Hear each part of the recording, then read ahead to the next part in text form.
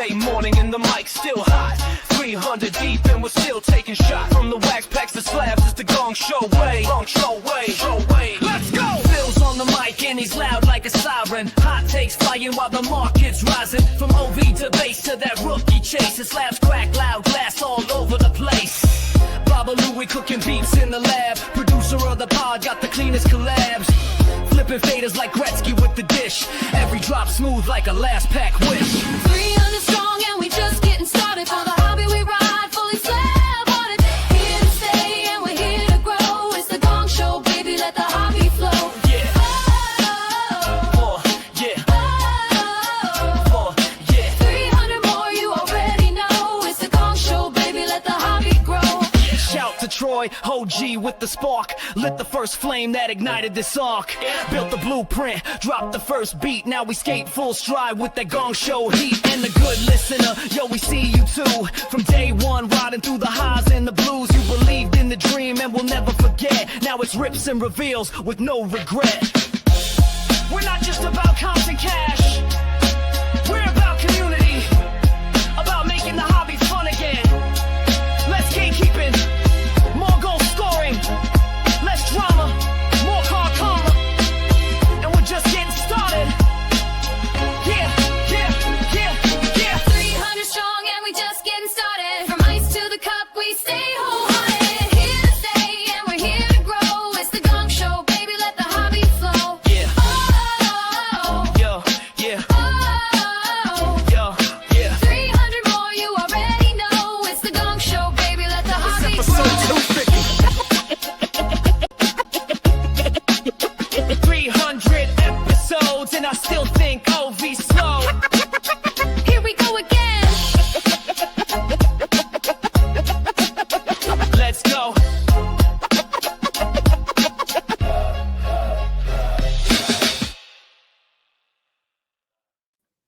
Welcome back to episode 300 of the Hockey Cards Gongshow podcast. My name is Josh. I'm here with the loud collector Phil and the one and only Baba Louie. Hello, boys. How are you? What was that? What's going on, boys? Doing good. Happy Monday to you. Happy Monday. Happy Monday. Happy belated Father's Day to all the hockey card collecting dads out there. We're recording this very early on Father's Day, so I'm sure we've got no love and appreciation from our family. Oh, we all have breakfast cooking in the kitchen. Everything's waiting for us right when we're done. Hugs and kisses for everybody. Yeah. Right. Is this where we hold our breath? Or no? I will die if I do that. Hasselhoff. Fun fact: Hasselhoff has never remembered my birthday or Father's Day. Oh, It's not bad. He's my little robot. Yeah, he's my little. It's my little Rain Man. My little. I love him to death, but it's just not his style. So I'm trying to help him as his father. Like, you know, as fathers that were listening, it's kind of a thankless job. You know, being mothers or birth givers. That's equally in its challenges in a different way. But I'm going to speak on fathers because I'm a dude. I'm trying to help him understand that when he gets married, he cannot forget these things. These are like the Hallmark, like Father's Day Hallmark holiday, you know. These are no-nos. So it's hard to not sound self-serving when I'm trying to raise my son into a man to be a good husband and a father, because he doesn't see the point of this stuff. But I'm trying to help out. you could heave cry in your living room and scream, "Why does nobody love me?" The suck at the bottom lip quiver. Well, boys, 300 times this podcast has now aired, which is kind of crazy. What? And yeah, Come on, guys. You guys having too much fun. pretty wild. Pretty wild there. That's funny, Baba Louie. Love it. All right, I had to have a little fun with it. Yeah, it's good. Still only missed one show, which forever will make me mad. I know. But Yeah. Oh, but it was funny watching it go down. Let me tell you. Yeah, you boys did me dirty. You did Oh. me dirty. yeah, melted down there. And that's probably what I'm most proud about. So looking forward to 300 more. And thank you guys, you two especially, for help making this possible. Phil, you're like a walking MASH unit right now. I know you talked about it on your show a little bit, but for anyone that missed Friday Nights with Phil, maybe explain why you're limping around with a cane right Oh, now. you're going backwards. Oh, I am. Yeah. Oh, okay. Cosmetic surgery. I guess Louis wants to. This is not me. Oh, really? We want to go there again. For the Okay. record, this is not me. Oh, come on, guys. Like, Jesus. I No, can handle a lot, but this is a little bit over the line. A little bit. Well, you were talking before we started recording about scary movies, and this is I thought of, and you may have caught it in our group chat on our text, but this is if you and Charles Barkley had a baby. This is one of No, this I don't know what goes on in Farmington, Minnesota, but there's at least 2 guys at my gym that look like this. There are people that walk around now that look like this. And this is like, I know it's an exaggeration, but it's I'm so uncomfortable, but I can't look away. It's quite the shot. For, But yeah, for my part, that's not I what promise you, I will never. I can't promise anything for Louis. You can negotiate with him. Yeah, I'll but have to make my own deals. I will with never him, show this picture again. This will be the So, last time this picture comes up. Yeah, like, did you airbrush the eyebrows? Like, I don't know. I just you want to know the real story? No, I use like ChatGPT or whatever, and the first one, the lips were way too big. I could go bigger back than that. Oh, I had to say reduce it by 50%, please. That's terrifying. Well, I don't want to see the drafts either. So, Well, let's talk about this one here. Yeah, Phil, what's going on, man?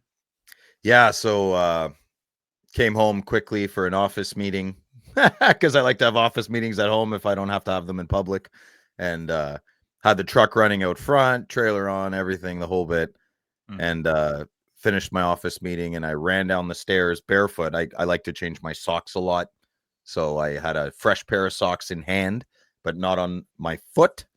And the cat crisscrosses, Mr. Bigglesworth. He crisscrosses on the stairs quite often, which is not a big deal, very normal. I miss a step at the end, but my foot planted in such a way that it did not want to move after. So once my foot planted, my weight carried into the wall unit, and I hit the wall unit. Glass shattered, which startled me. And then that's when I broke my ankle, is when I torqued. I twisted around. My foot didn't pivot with my body. And snap, crackle, pop. And yeah, I wish I had a better story. That's as good as it gets over here. Thanks, Bigglesworth.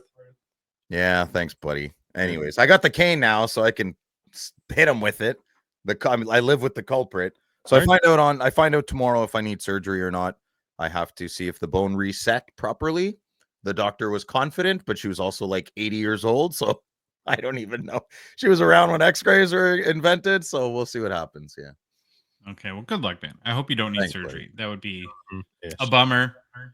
You had a great show Friday Nights with Phil, and if for anyone that's missed it, you can obviously go check out the recap at any point and watch it on our YouTube channel. But why don't you fill people in? Fantastic. We had such a great evening. It was the debut of my Suck It Trebek t-shirt from my good friend Jay, top shelf cookie shelf sniper. It's pretty close to that. And sorry, Jay. And I'll get you 70% of the way there. Yeah, we're a Suck It Trebek t-shirt. It was great. We had our co-host Perchie. He'll be joining us infrequently. He's great, but Dave's the main guy. Dave is the main. So if I have to miss a Friday, Dave's the guy, right? And we had such a great time. We ripped ice. I don't know too much about ice, but Dave is my 2020 product expert, so he helps me. I mean, let's be honest, Dave's the show. I'm just running around hooting and hollering. So very grateful to have Dave with me, and Perchie too. Yeah, he seemed to know a bit about the newer product. He's a big Crosby collector, so we shared that. Yeah, he's really into the new stuff. I've noticed, like, he knows a lot about all the new inserts and stuff like that. Can I ask you before you move on about ice real quick? Did you like it more or less than you thought you would after opening a box? It felt the exact same. My expectations were exactly what happened when I opened it last year and the year before. It's very similar. There's not a lot of I noticed that too. Not a lot. I'm going to use a word that's everyone using right now. Nuance to the set, and yeah, there isn't. You're so it's not for me. But you know, my buddy Matt's, his 2 kids, they love it. They're 8 and 12. They love ice. I'm not saying it's a kid set, but maybe I'm saying it's a kid set. Well, then that's why I like it, I guess. Yeah, there you go. That's right. Louis in the corner playing with his ice premieres. I don't dislike it either, but I think what I've observed and heard, which I hope I'm correct in this, is that And I feel like it's different than in years in the past, but kind of like Parker's Champions, I believe, aren't the like patch autos all on card autos in this I year? don't know. I didn't get an. I didn't get an Okay. auto. I got a patch card. I didn't know there was patch cards in it. Hmm. Do I have it near me? No, I don't. Yeah, it's just not for me. I mean, there's a set for everybody. I mean, if you really like Parker's Champions, you're probably not going to like Ice, right? Matt's kids probably don't like Parker's Champions. It's like an old guy set. So there's got to be something for everybody, you know? Yeah. Yeah. The cards I really like are like in Ice are the well, it does have the exquisite RPAs, which is a favorite. I've actually hit one of those Yes, that's a very good in point, Josh. I did hit an in that exquisite. product. And then they have like the Louis, I think you know what I'm talking about too, the horizontal like acetate RPAs in Ice. Those are very nice. Those are my two favorites. And Okay. back to Perchy quickly. He's a bit of hockey card royalty. His dad was hardcore collector. I think they owned a card shop as well. Oh, And the I grew up in the same hometown that my father grew up in and went to the same high school. And it's a curse and a blessing. But the blessing I had was I had a lot of friends through my father in the neighborhood. So Perchy has that as well. Same with Mitch Grotman. He's friends with a lot of his father's card friends. So your network doubles right there. It's like hockey mhm. card royalty. So it's always I always appreciate making friends when they're networked well. So thanks, Perchy. That's funny. Heard you. Anything else on your show? I'm sure there's stuff. Well, so I wanted to do the prank calls. It just disconnects too much. I got to figure that out on my end, but that is Mm, on the radar. I don't want anyone to think I'm not going to do that. I have phone numbers lined up, and we'll call your ex-girlfriends, and we'll have fun with it. It'll be good. Yeah. thanks. Yeah. Like Louis has more ex-girlfriends than teams that he loves. So you'll have content for days He's in not a that one. player. He just crushes a lot. Our second ever merch drop on the show is now live. It kind of fits into our whole Rip Party vibe or theme, and take a lot of care in merch. We don't throw it out there. It took us a year and a half to do our founders drop, which we did last year. And the biggest thing when we've ever done any sort of merch for the show is I still can't believe that anyone would want to rep our brand.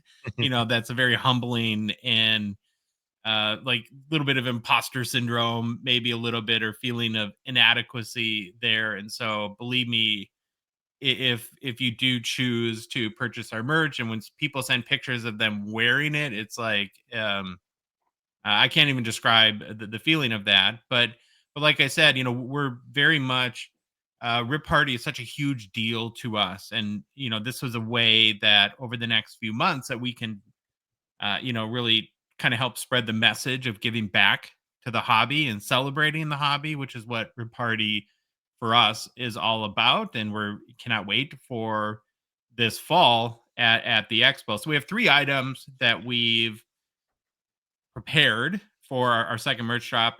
We debuted it in our Discord a week or so ago. It's 2 hats and then one of our hoodies. And we have like a trucker. This was like the old Troy style or now Louis or Phil style hat. Well, Phil, you like both style hats. Yeah. And the big thing with our hat and kind of fitting, the theme, we love O-Pee-Chee on this show. And that was sort of a fun way to kind of tie the show into Rip Party and the brand into Rip Party 2. And on both of our hats, they're very, very good quality hats. The same hats I'm wearing, and Louis is wearing. The big change this year though is in the rubber PVC logo, which is stitched onto the hat. These are actually glow in the dark this year, and so again, I think is amazing. I cannot wait to see them. Yeah, glows in the dark. Glows in the dark. Yes, So it's like nailed it. our own Yeah. ode to the O-Pee-Chee. They're both snapback, whether you want a flat bill hat or a trucker style. The trucker style is mesh on the side. It's all black, primarily to tie in with the glow in the dark sort of theme there. And then we have another one again fitting the Rip Party theme of our premium hoodie. These are $75 US. They are incredibly high quality hoodies. We were blown away last year. The logos are twill stitch logos that actually take like 2 months just for the logos to get manufactured before they assemble on the sweatshirts. The sweatshirts will have like the green of the Rip Party lined in the hood to give it kind of a little bit of a more dynamic feel. They'll have the neon laces, and then we have 2 kind of neckline styles that you can choose from. Louis loves the lace up, kind of like the hockey skate lace style, where the neck opens up a little bit, or you can get the regular hoodie. Oh, I thought you meant like the boudoir lace. Like, you know, Oh, well, maybe the next time, though. Maybe the next Listen, time. we dropped the ball on the good listener and the good buyer. We need to have, so some of my hoodies in high school had little compartments to hide things in. we need to make little penny sleeve and top loader compartments. Oh, how many times are we at a show? It was like, oh my God, does anyone have a top loader? You just reach into the cuff, bam. There you go, bud. There you go, bud. A penny sleeve dispenser within the hoodie. That would be I was going to say jelly bean dispenser, but yeah. We're adults now. We're mature, so we don't eat jelly beans. We need penny sleeves and top loaders, right? There you go. So last thing I'll say before I get into if you want to get item of our merchandise, how to do that. It's a big part of this too, and why we're doing it now is to help us fund Rip Party, and that's kind of what. And so, if you want to get in the theme of giving and help us make the event possible, I'm embarrassed to disclose how much money we spent of our own money on the last Rip Party, but it's significant, and we need, even though we do get a ton of help from corporations and sponsors and individual collectors, it's a very spendy event for us. Just to be honest, it's still, it doesn't cover the bill. No, it does. It does. And so this is a way that we can fund that a little bit, and hopefully connect people around the spirit of what we're trying to accomplish there. So we're pretty guerrilla in how we do our merch. It's a very limited quantity, so I feel like you're into that.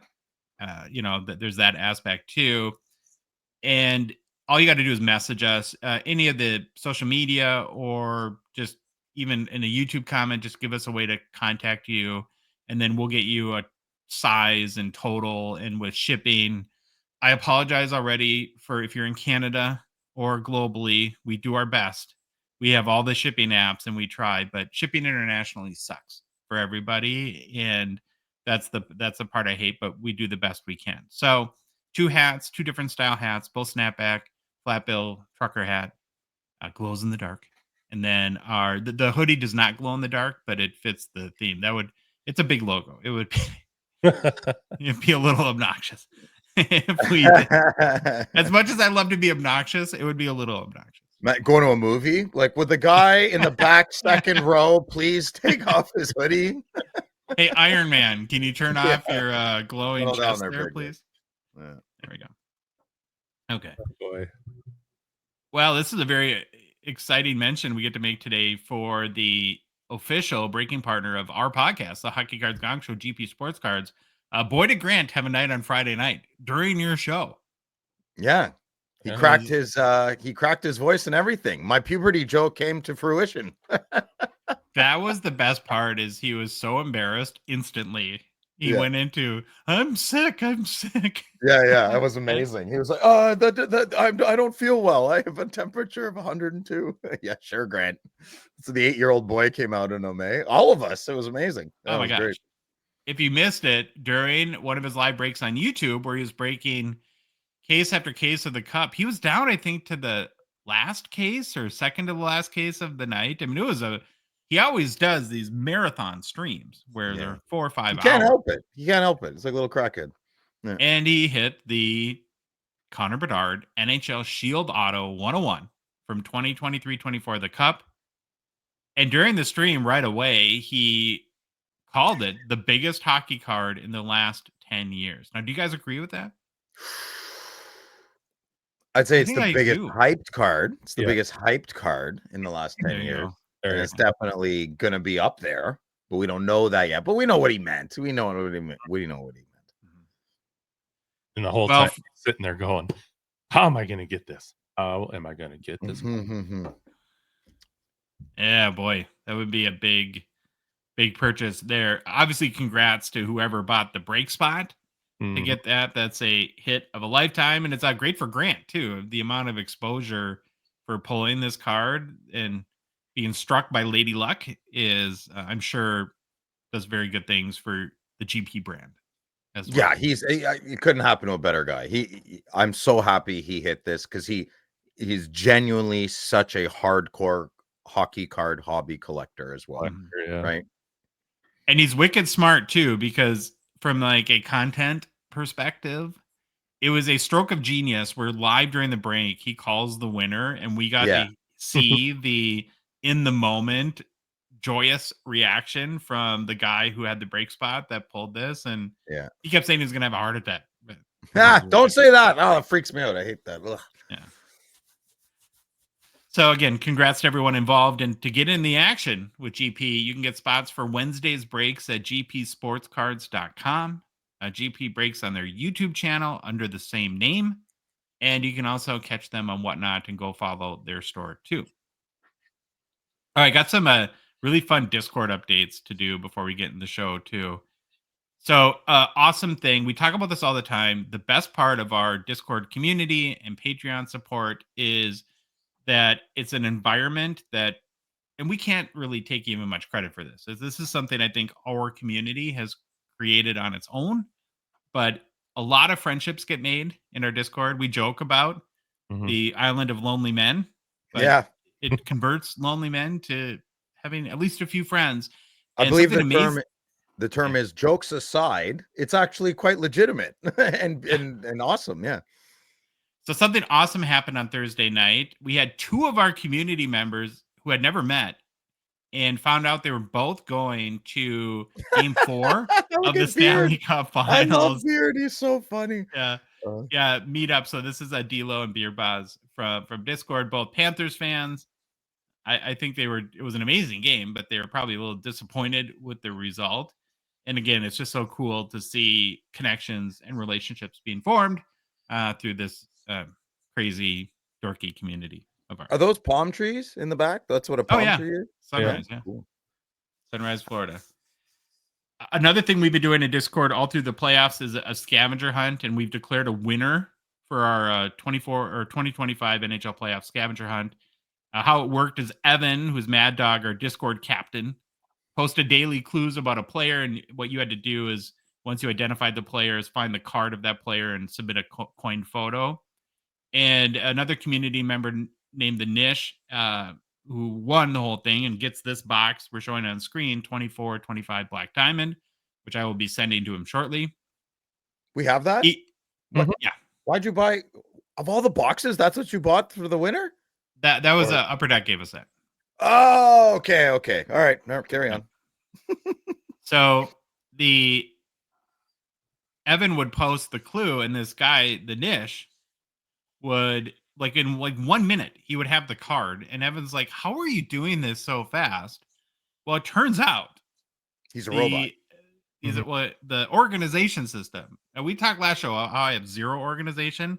Check out he told me I could share this with everyone. The organization system that the Nish has. This guy. Oh God, yeah. This uncomfortable. This makes me I feel like a loser after looking at these pictures. Yeah, so you can just cycle through them a little bit, Louis, if you're watching on YouTube. But he's got probably the greatest card organization system I've ever seen. I love it. Go on and go. Yeah. Give me a break. Who does this guy think he is? All right, we get it, bud. You're organized. I think he's the type that like very particularly places his fork and knife around the dinner plate before. Yeah, like the Equalizer. Oh, maybe he's like Denzel Washington. The account. You got 9 seconds, bro. Heck yeah. Look at that. Look at the goalie pads there. I want to be neighbors with him. Look at all the wax he has. Can we go to his house and open it? That's what I said at first. I'm his neighbor, and he's probably Canadian. So it's looking that way with the jerseys. Yeah. Look at the Gretz. Oh, Oli the goalie, McDavid, nice. Yeah. So beautiful. Congrats to you, the Nish. You'll be getting your box of Congratulations. Black Diamond very, very soon. And then our last Discord update is just a reminder for everyone in Discord or is considering joining that Neeler, Irish Flyers collector, his latest episode 5, drops on Tuesday. If I don't forget, I kind of forgot for half the day last So I need to set a reminder. That's why Neil was calling me relentlessly. Yeah, Okay. exactly. That's why I was like, why did I do something to offend Josh? I'm like, I don't know, Neil, probably, but we'll get through it.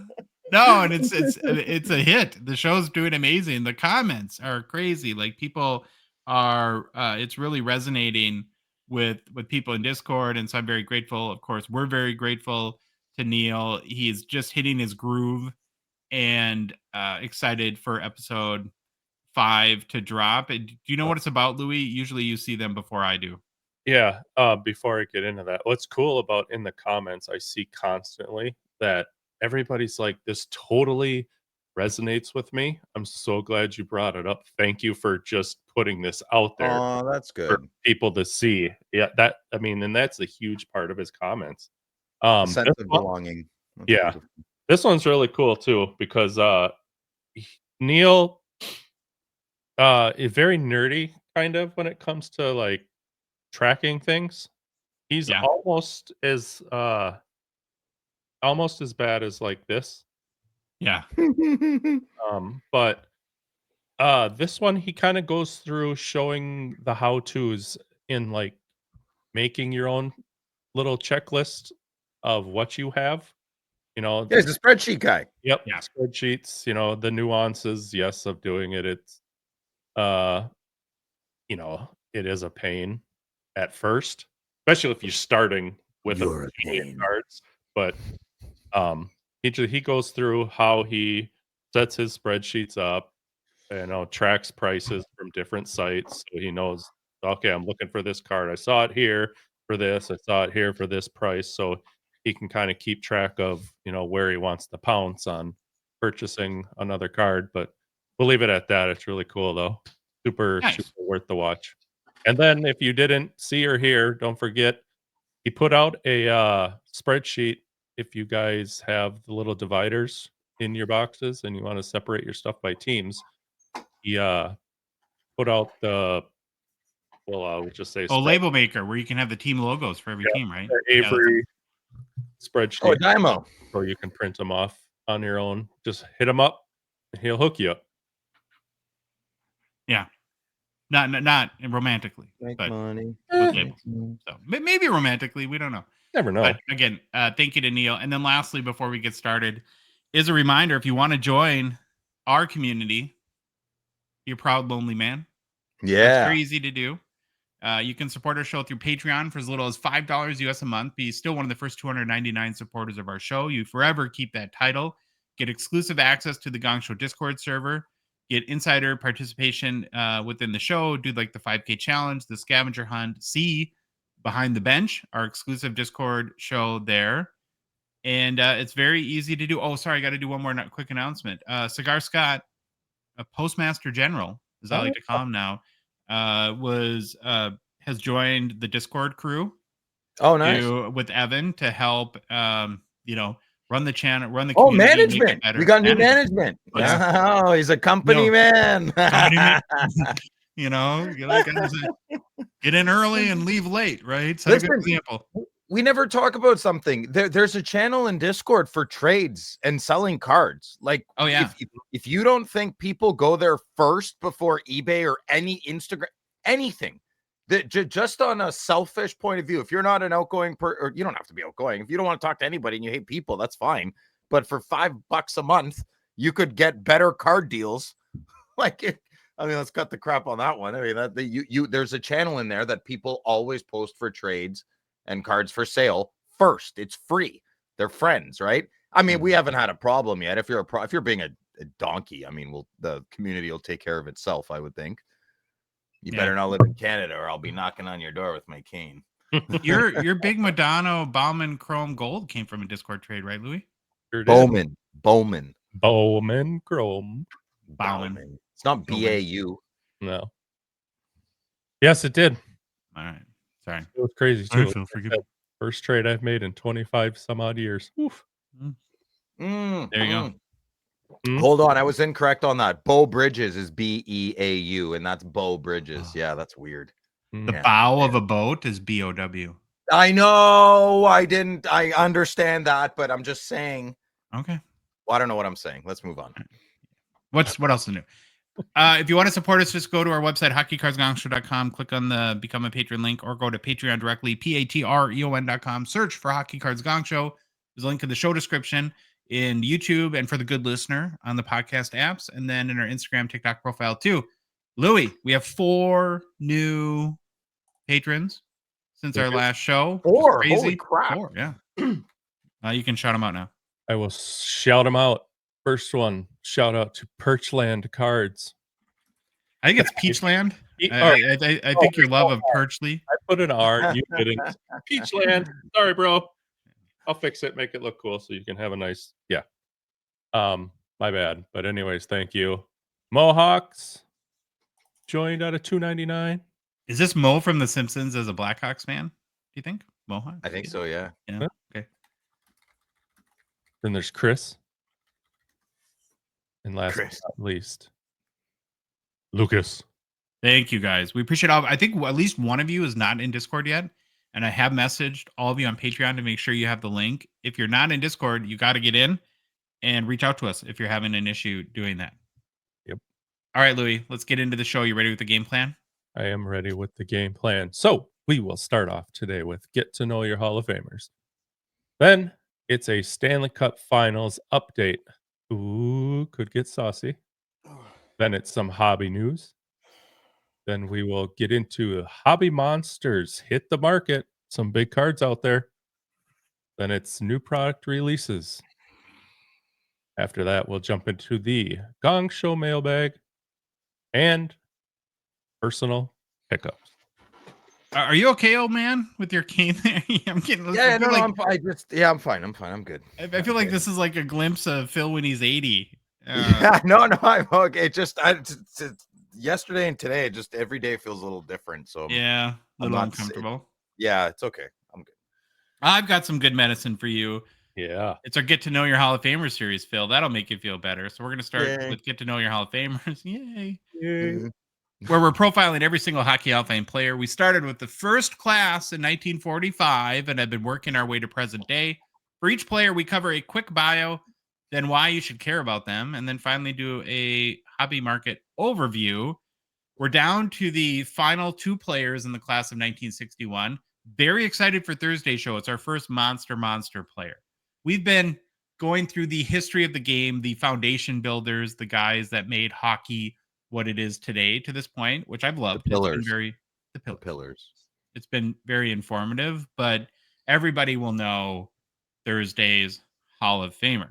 Is it Wayne You guys Gretzky? want to- On steroids. yes, he was inducted in 1961. You're right. I knew it. Do you want to take a guess who it was? I'll give you guys a clue. Okay. He's in the class because he was so good that the NHL waived the, like they've done a few times, the waiting period. Oh, interesting. It's a very big Okay, deal. I'll let that marinate. All right. So while we wait for that on Thursday, we have another exciting Hall of Famer to cover. It's probably a name you should be familiar with because a big Ottawa connection. Bruce Stuart. Oh, right on. Yeah, I know. Yeah. He's from Ottawa. Yeah, he had a shoe store. A shoe store. Yeah. Yeah. I I know him. I know it. Yes. Go on. Let's hear. Yeah. I don't know a lot about him, but I know very little. Yeah. Well, Charles Bruce Stewart lived from 1881 until passing away at the age of 79 in 1961. He was a lifelong resident of Ottawa. Stewart played professionally from 1898 until 1911, suiting up for such teams as the Quebec Blue Dogs, the Ottawa Senators, Montreal Wanderers, Portage Lakes Hockey Club, and Pittsburgh Victorias. Yes. Yes. Very exciting, Louis.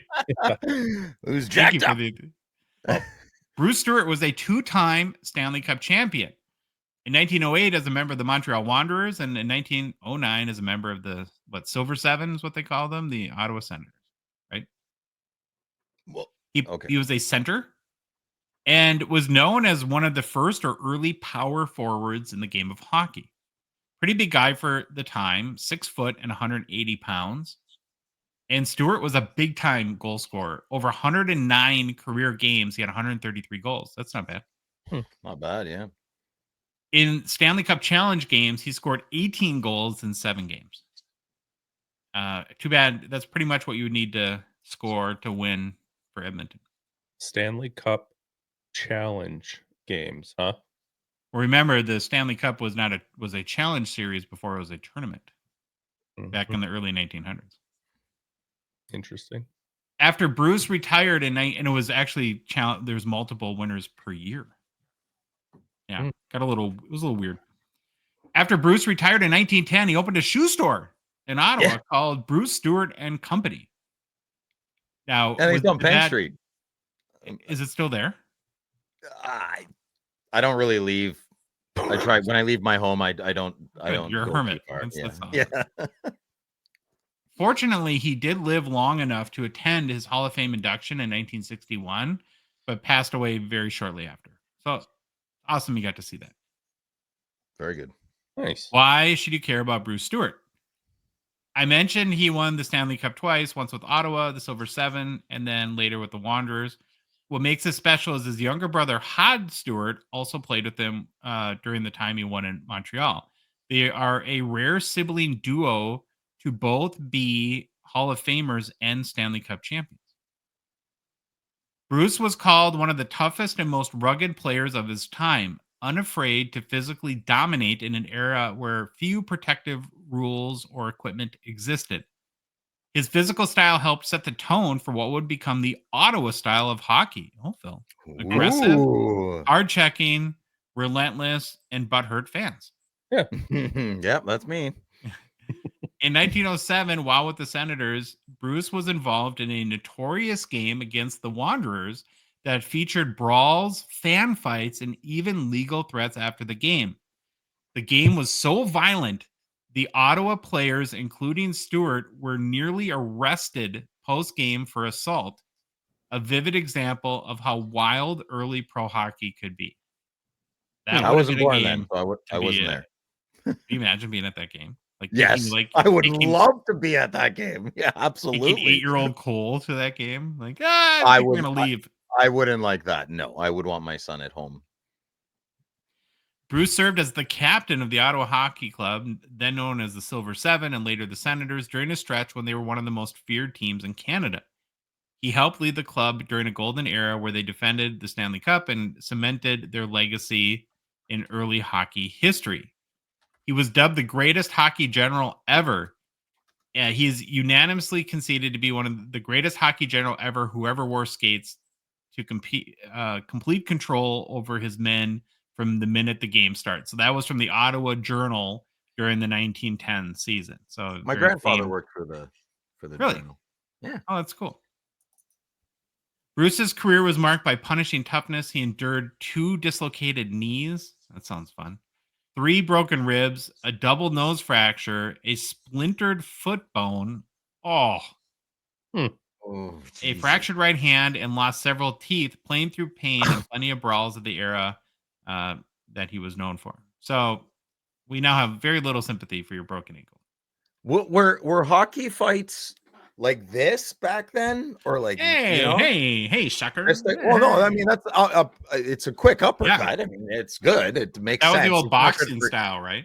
Yeah, well, it's not good for defense. I mean, like you're leaving your face right out there. Right? The button's open. So I'd love to see a good hockey scrap in like 1908. You know, biters. You think there were so biters? sad that they don't have video footage of that. Yeah. Bruce Stuart played during the sport's transition from amateur to professional and was one of the first big-name players to command payment, helping establish the legitimacy of pro hockey. His ability to adapt and excel in both formats earned him respect as a pioneer of the modern game. There are 2 Bruce Stuart Playing Days cards from the very first 2 hockey card sets. So his rookie is in the 1910 C56 set. It's card number 17. The highest selling copy is this PSA 7 with a very old, look at the label on that. PSA slab. Typewriter. Sold for $3,660 in January of 2020. And then he's got, which I think the 1911 card is a better looking card of his, and the C55 set, where the highest selling copy is a PSA 8 that sold for $1,791. There you go. I love our jersey, man. I love Yeah. that 67's whatever tricolor. It's beautiful. Mhm. That, boys, is your Hockey Hall of Famer, Bruce Stuart. So you learn anything, Phil, about your Ottawa guy, Bruce? Yeah, no, that was great, Josh. I love these little segments. I know the name. That's what when you asked me, is it still there? I'm like, I don't even know how I know he had a shoe store. I don't know. It's in there somewhere when I was growing up in this city, somehow, some way. I went to a lot of Christian breakfasts with former NHL players. I think a lot of connections are there as well. I'd very involved in youth hockey when I was growing up. So Nice. Before we move on to the Stanley Cup, do you guys want to take one last guess who the next get to know your Hall of Famer is? No. Brad Park. No, it's way bigger than that. Yeah. It's Maurice Rocket Richard. I should have gotten that. Yeah, so I'm excited for that one to learn a little bit more about him. Never heard of him. I should have got that. People was won't. Yeah. The scary thing about that, Louis, with this show is people will probably believe you. That's okay. Okay, now let's talk about the Stanley Cup. So we're going to have, I'll kind of go through a little quick recap. We've had 2 games since our last show, and then hopefully have a good discussion. Maybe a little hobby tie-in. I don't know what at this point, but we'll figure that out. So tomorrow we do have an elimination game in the Stanley Cup Finals. Lord Stanley's Cup will be in the building in Sunrise, Florida, with the series tilted 3-2 in favor of the Panthers. Now, Phil, Canada's hopes for their first Stanley Cup since your first back hair sprouted in the 5th grade. Grade 4, actually. Grade 4. When was the? I think it's Habs, 93? 93, yeah. And then what's before that? I think it's the Oilers, 89, 90? Yeah, I maybe. think the Oil, Messier trade, Gretzky trade, one- 1990. Oilers, Gretzky. 1990, yeah. Wow. That's embarrassing. That's really embarrassing. Yeah, because the Flames were 89, right? Yeah, Flames were 89, Oilers 90. Yeah. So it's pretty bad. Game 4 years. was an amazing game. So again, now I have to post this. This is from our postmaster, Cigar Scott, from the Gongshow Discord. I think this meme completely and accurately describes what the emotional roller coaster must be like for an Edmonton fan. Is Louis froze? Is something supposed to happen? I thought he was just sleeping. Louis Louis gone. Louis, is he sleeping? Is he? Oh, he's dead. Louis died. Joanne! Joanne! He closed his eyes. All right, we better. Hi, Louis. You're back from your nap. Hey. What happened? We thought you were dead. We were like, "Oh my God, did Louis die?" I was What yelling happened? for your wife and everything. Yeah. I'm okay. I'm okay. Okay. I did it. That's my bad. Yeah, Louis unplugged his computer. Now let's show Cigars Scott's meme from the Gong Show Discord about rooting. Does this not great. sum it up perfectly? Right. So again, we're talking about Game 4, where Florida, of course, goes up 3-0 in the first period. Then Stewie Skins gets chased during the first intermission. Calvin Picard. What do we call it? I don't know. Yeah. I like saying Picard because I'm a Star Trek kid. So Yeah, of course. Comes in, settles the team down. Edmonton claws back, takes a 4-3 lead in the third. Sam Reinhart ties the game with 20 seconds left. We have now our third overtime game of the series, and at the 11:18 mark, Leon Draisaitl buries the winner. And that was Draisaitl's 4th overtime game-winning goal in just this postseason, which is a new NHL record.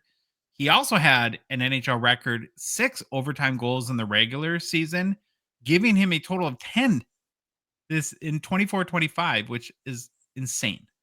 it's superhuman, man. It's wild. Yeah.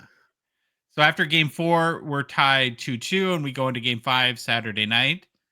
And the Rat, Brad Marchand, got the Panthers on the board in the first period, followed by a goal by Sam Reinhart, which was Reinhart's 15th of the playoffs, and now the Oilers are back in the proverbial emotional and literal hole. Then Marchand digs the hole deeper, making it 3-0 before McDavid gives the Oilers a little bit of life about 7.5 minutes into the third, cut the lead to 3-1. We're back. But less than a minute later, Sam Reinhart pushed it to 4-1 again in Florida's favor. The game ultimately ends up 5-2 with Florida scoring an empty netter at the end. So here we stand Oh no! We suck again! Pretty much. Florida on the road's wild. Like, are they favored for tomorrow's game? Like, they're what, they have 9-10 wins on the road, 11? No, Something like that. You're right. they're It's wild, man. They're better on the crazy. road. It's and they're a machine. They Right. just their defensiveness is insane. It's uncomparable to Edmonton. I mean, it's non-existent to Edmonton. I'm not going to count Edmonton out yet, just because I'll even take it back into, we'll call it a 14-game series to last year. You know, Florida's up 3. And who would have thought Edmonton would come back and win the next 3? You know, so who knows? But man, Well, I mean, if you go goalie to goalie, like it's not Picard and Skinner are not matching up to Bobrovsky, right? Bobrovsky's on, and Florida's defense. How did McDavid even score last night? He's got 4 guys blanketed on him the whole game. It's great. Like it almost had a regular season vibe to it in spurts, and then it just pops off, especially game 5. you know, Marchand went off last. 4. But that goal he scored was beautiful when he went kind of like between the legs and then of the defender, then made the move on Picard. Mhm. So Florida's 1 win away. Well, what? Well, I was going to say, good segue with Marchand. Should we maybe bring up an award? Like, if Florida takes it tomorrow? Conn Smythe, 100%. Yeah. Oh, That's maybe. Oh, sorry. All right, go ahead. Okay, so I want to throw something at you guys about this real quick. And we have Florida 1 win away from back-to-back cups. Edmonton must win 2 straight to knock off the champs. And Louis is right; they won 3 straight last year, so they completely can. It's possible. But if Florida wins again, I think there's 2 very specific reasons why. To a large degree, well, first of all, the first reason is, and this is from on their side, is they didn't run it back after last year. And I think to a large degree, that's what most teams do. You win the cup or in any sport, the championship, and you're like, well, this team was good enough to win it last year. Let's bring them back and win it this year. But when they added Seth Jones and Marchand at the trade deadline, that's had a massive impact on this series. We just talked, Marchand is eating the Oilers alive. And I think, Bennett has been a Conn Smythe consideration, of course, and he's got a ton of goals. But with how clutch Marchand has been, I think he would be the favorite. And I don't know do you think the Panthers get it done without Seth Jones and Marchand this year? Probably not. I don't know. Top 4D, it's hard. I'm a huge Seth Jones fan, so I'm going to say no on that. I think that the Seth Jones is not even talked about enough right now, and I'm very glad you brought it up. Yeah. Then on the Oilers side, can we not overcomplicate this? Now, this isn't a math show, but I've done some calculations. Edmonton has given up 23 goals in 5 games. That's 4.6 goals per game for all you math nerds out there. And we could analyze every goal. We could go goal by goal, and I'm sure the analytics guys have and assign blame for this one on the defense and that one on a turnover and another one on structure. They don't have Brady, out there being the ice general for structure. But at some point, to win a Stanley Cup, do you not need a goalie that can just make not only the saves that they're supposed to, but maybe stand on their head for 1 or 2 games? Or if they had a goalie that saved the savables, that's all they need. That's what Grant Fuhr did. Grant Fuhr was not a stand on your head. Okay, he was in certain moments, but the right people know what I mean. Grant Fuhr was clutch. That Stuart, Skinner, and Picard don't seem to have that. Like if they had, Shesterkin or Saros, or this would not be as competitive of a series, I don't think. What about the goalies that have? Why were they not in for Linus Ullmark? Jacob Markstrom, right? All these goalies that moved last year, it's mind-blowing to me that teams do this. And I'll give like a Vikings example in a minute. But if I'm McDavid or Draisaitl and there's not a new goalie at training camp next year, I'm not showing up. I'm like, no way I'm doing this again. And I think that at times these whether you call it the general manager or team brass, they overthink things, they overcomplicate things to death. And so here's my Vikings analogy. So if you're like a football fan, you follow the Vikings. The Vikings have not been able to pass protect any quarterback for 5 years. Do they ever address their pass protection and offensive line in free agency? No, never. Dante Culpepper. He's a quarterback. Was he a He Vikings fumbled a lot. quarterback? Yeah. I Long remember time. him. Yeah. And in the NFL, which is all about passing, right? Not much of a running league anymore. You have to be able to pass protect your quarterback. And we had Kirk Cousins, who was immobile and needed pocket protection. But for 5 straight years, they signed anyone and everyone else besides a good offensive lineman that can pass protect in free agency. I kind of feel like this is what the Oilers are doing with their goalie situation. It's like, I am not qualified to be a GM of a NHL hockey team in the least bit. But is it not the most obvious thing in the world that if you think Stewie Skins or Calvin Pickard are leading you to a Stanley Cup at this point, I have a penny stock that I want you to come invest in because you're going to get I have a insanely bridge. rich. I have a bridge to sell you as well. And Stuart Skinner can't even get $100 on his RPA, Cup RPA. Come on. Right. What else do you need to know? Good Lord. You know, Edmonton, for their part, is scoring 3.2 goals per game, which isn't horrible. To win a game in the Stanley Cup, they have to score 5 or 6 goals. Which And they you just can. they Just can, win but a you game. talked about how good Florida is defensively. I know. You got to hope they have 2 poopy games. I mean, am I I don't know. wrong in this? Is it? No, you're not wrong. You're not wrong. I just imagine being an Edmonton fan. What are they doing? What are you doing? I don't know, man. I really like your point. How there wasn't even a peep with Ullmark and Markstrom, and there was 2 high caliber. Well, remains to be seen with Ullmark, better than average goalies, and they didn't. I didn't hear any stab at them. Nothing. So did like Connor not go? Like, hey, management, upper management, how's the goalie search going? Connor, just leave this to the professionals. Like, are they not having those conversations? What's going on? Yeah, I don't know. When you go back and if you research like the price paid for Markstrom, like whether it be trade or we didn't. We gave up barely anything for Ullmark. I mean, a first round, I think, but at this point, if you're the Oilers, I would give every first round for a goalie that could win you a Stanley Cup. I mean, who cares? You have Connor McDavid. Right. yeah. Oh, what are your choices out there for goalies here? It's much. Well, when did Stan Bowman? Is that who it is? Stan Bowman? Isn't that the GM? He took over from Holland, right? Yeah. So wouldn't Stan Bowman's new priority be a goalie? It's kind of odd that 2 GMs didn't go for that, right? Yeah. How about this? Just as an idea. Again, I'm not qualified to know any of this stuff, but we had a super weird goalie situation all year here in Minnesota. And we have this goalie of the future, Jesper Wallstedt. We have Gus Bus, and then we have Flower, who are trying to give a nice send-off to the NHL. And mind you, at the trade deadline, Kaprizov is hurt, and no one knows if he's coming back. Why would you not be knocking on the door of the Minnesota Wild and calling Flower's agent and being like, hey, Mark, how about a nice little run at the Stanley Cup and again, Flower's not the guy of 15 years ago, but I would be way more comfortable with him in net right now than I would be with Skinner or Pickard.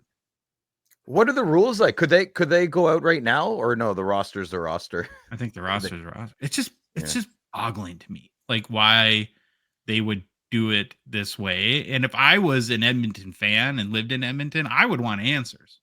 Yeah, especially season ticket holder. Oh my gosh! You want it's unfortunate. You don't want to keep Cinderella storying your future. Like Florida is a predictable team. Edmonton isn't. Like Edmonton. Oh, they're gonna come back like the graph, right? Oh my God, we're gonna make it. Oh, it's over. Oh my God, you live your life like that. You're gonna die sooner, right? Like, I'm going to die sooner because I live my life, sense of urgency, high octane, peaks and valleys. Mhm. You know, Louis is going to live longer because he's even Steven, you Sure. know? So Edmonton's got a window now. This Cinderella thing's got to stop. They got to, why not just dominate a series and win it that way? That's what Florida seems to be doing, a structured play. Well, The this retort. is news, though, you know, like Josh, what you're talking about. This isn't as long as I've been, you know, dabbling into stats and this and that and watching teams. Edmonton's had this issue forever. Yeah, it's Billy like Rankin. it's like they want. It's like the GM has to be like, well, I have to prove I'm so smart that I'm not going to do the obvious and fix the gaping hole that is in front of me. It's just, yeah, it's so crazy to me that they would not address that position. Well, it has to And- be. I mean, day one, let's say they lose. What would it technically be tomorrow? Your first thing as a goalie, like yesterday. But who are you going to chase down? The only big one I can think of is I don't want New Jersey to lose Jacob Markstrom, but he'd be a good one. Do you grab, you know, he's been on a crappy team. Is he a bad goalie? I don't think so. Gibson from Anaheim? Can you take him? There's always a blue chip minor leaguer goalie like Levi Merrillainen for the Senators. Nobody knows who he is in the league, but he's someone that you could take a flyer on and a chance on. I'm sure a lot of other farm teams have some good blue chip prospects. Anything would be better at this point, I guess, is what we're saying, right? Yeah, but there's still some decent guys to get. I mean, how do you say his name? Vamelka or whatever from Utah? Is he available? Vishmalka. He'd be Well, we're shooting darts in the dark if we don't know who the RFAs Yeah, are. we can look at that we'll Yeah. get into that, but it's a good question, Louis. More into free agency. It just seems like that it has to, like you said, be I would be blown away and people should lose their jobs at this point if they Imagine don't they got Spencer Knight. Like Chicago went out and got. Yeah. I think Chicago getting Spencer Knight was a top notch move that is not talked about enough. Now I have a good connection to Spencer Knight, so I love the kid, but he's a great goalie. You know, The retort I know is coming that I hate, by the way, but it's fine that it comes. People are allowed to have their opinions. Is, well, Skinner's young enough; he could figure it out still. It's not going to happen. I hate that. Well, you know, we talk about like players that struggle and they're like 24 and they were a hot prospect coming into the league and they've scored 4 goals a year for 5 years, and it's like, well, he's still young. He's not going to be Wayne Gretzky. You know, when you're 5 years into your career and have 18 goals, that is 9,999 times out of 10,000. That's who you are as a player. Yeah. Sure, lightning does strike. Somebody wins the lottery. You buy a tin of the cup and you hit the Bedard NHL Shield 101. I understand that improbable things can happen, but if you still think that Stuart Skinner is going to lead this team to a Stanley Cup, Well, careful, Joshy Poo. There's still 2 games left, 3 games possibly. Careful. But maybe. Well, what do you do now? Hold on. If Skinner takes a shutout every game, if the next 2 games are shutouts and Skinner started both, this conversation still applies. I would think, right? Like, do you want to go into next year with Stuart Skinner? Probably. I would still want to upgrade. No, I would not. I would be like, whoo, we got lucky. Right? I don't want, like I said, I don't want the unpredictability roller coaster season. It's too much. Are you looking at the e-bug for game 6 now? Or, I mean, who do you start? I don't know what that means. Oh, e-bug. Yeah, sorry. I don't know, man. I don't think it matters. I don't think it matters. I would try to figure out how to. Do you rotate him every goal? I would try to figure out how to get McDavid freed up more than the goalie thing. The goalie thing is that it is what it is. Is what it is. You know, lace up Evander Kane in the nets. He's a big body.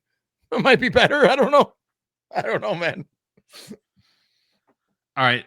Now let's maybe touch on the hobby like super quick. The thing that really sucks about the position Florida's in, and if I actually like the Florida team, I like watching them, but I'm very much in Oilers camp with my hobby hat on as far as I'm rooting, because if Florida wins, we've talked about this already, and I think we've all concluded that nothing is going to really happen hobby-wise. It's just going to be like the same.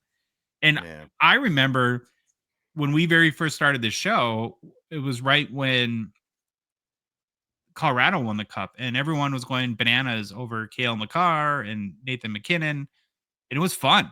I want to be a spectator and see everyone go bonkers over Connor McDavid cards and stuff like that. And we know that if Florida wins, it'll be impressive, but it's going to be kind of a hobby dud, right?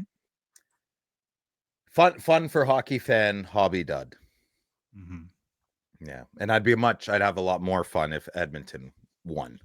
You need a Canadian. I'm a Canadian boy. We need a cup up here, and it'd be better for everything if Edmonton won. Except Mitch Grotman, that's okay. Mitch had one last year. You'll be okay, Mitchy. Getting greedy at this point. Yeah, Mitch, stop being greedy. Yeah. Slab Sharks is a Gongshow partner sponsor. We're grateful for their support of our show. The current Slab Sharks weekly eBay auction is live, ends this upcoming Thursday night. More than 5,000 cards available to bid on this week, which is incredible. We will be live Thursday night starting at 7 p.m. Eastern Time on the Gongshow YouTube channel to cover all the cards ending and just have fun. And bid on the cards and win bid on some. cards. Win some, lose some. We had a great time with Grant from GP Sports and Sylvain Cormier on last Thursday, right, Phil? Louis was sick. But... Great time. I actually, no, I wasn't. Josh, we didn't even have that much fun. Louis, you didn't miss anything. It wasn't a good time. Okay. It sucked. That's good. No, it's fun to bring on different guests and. Well, it's fun to have Grant go. We're all a bunch of card addicts, right? So we're all, like, if there was ever 7 or 8 seconds of no talking, that means we're all bidding on something. Sometimes I wonder how Grant pays his rent, because I think like every dime that goes He into lives with Daddy. He lives with Troy.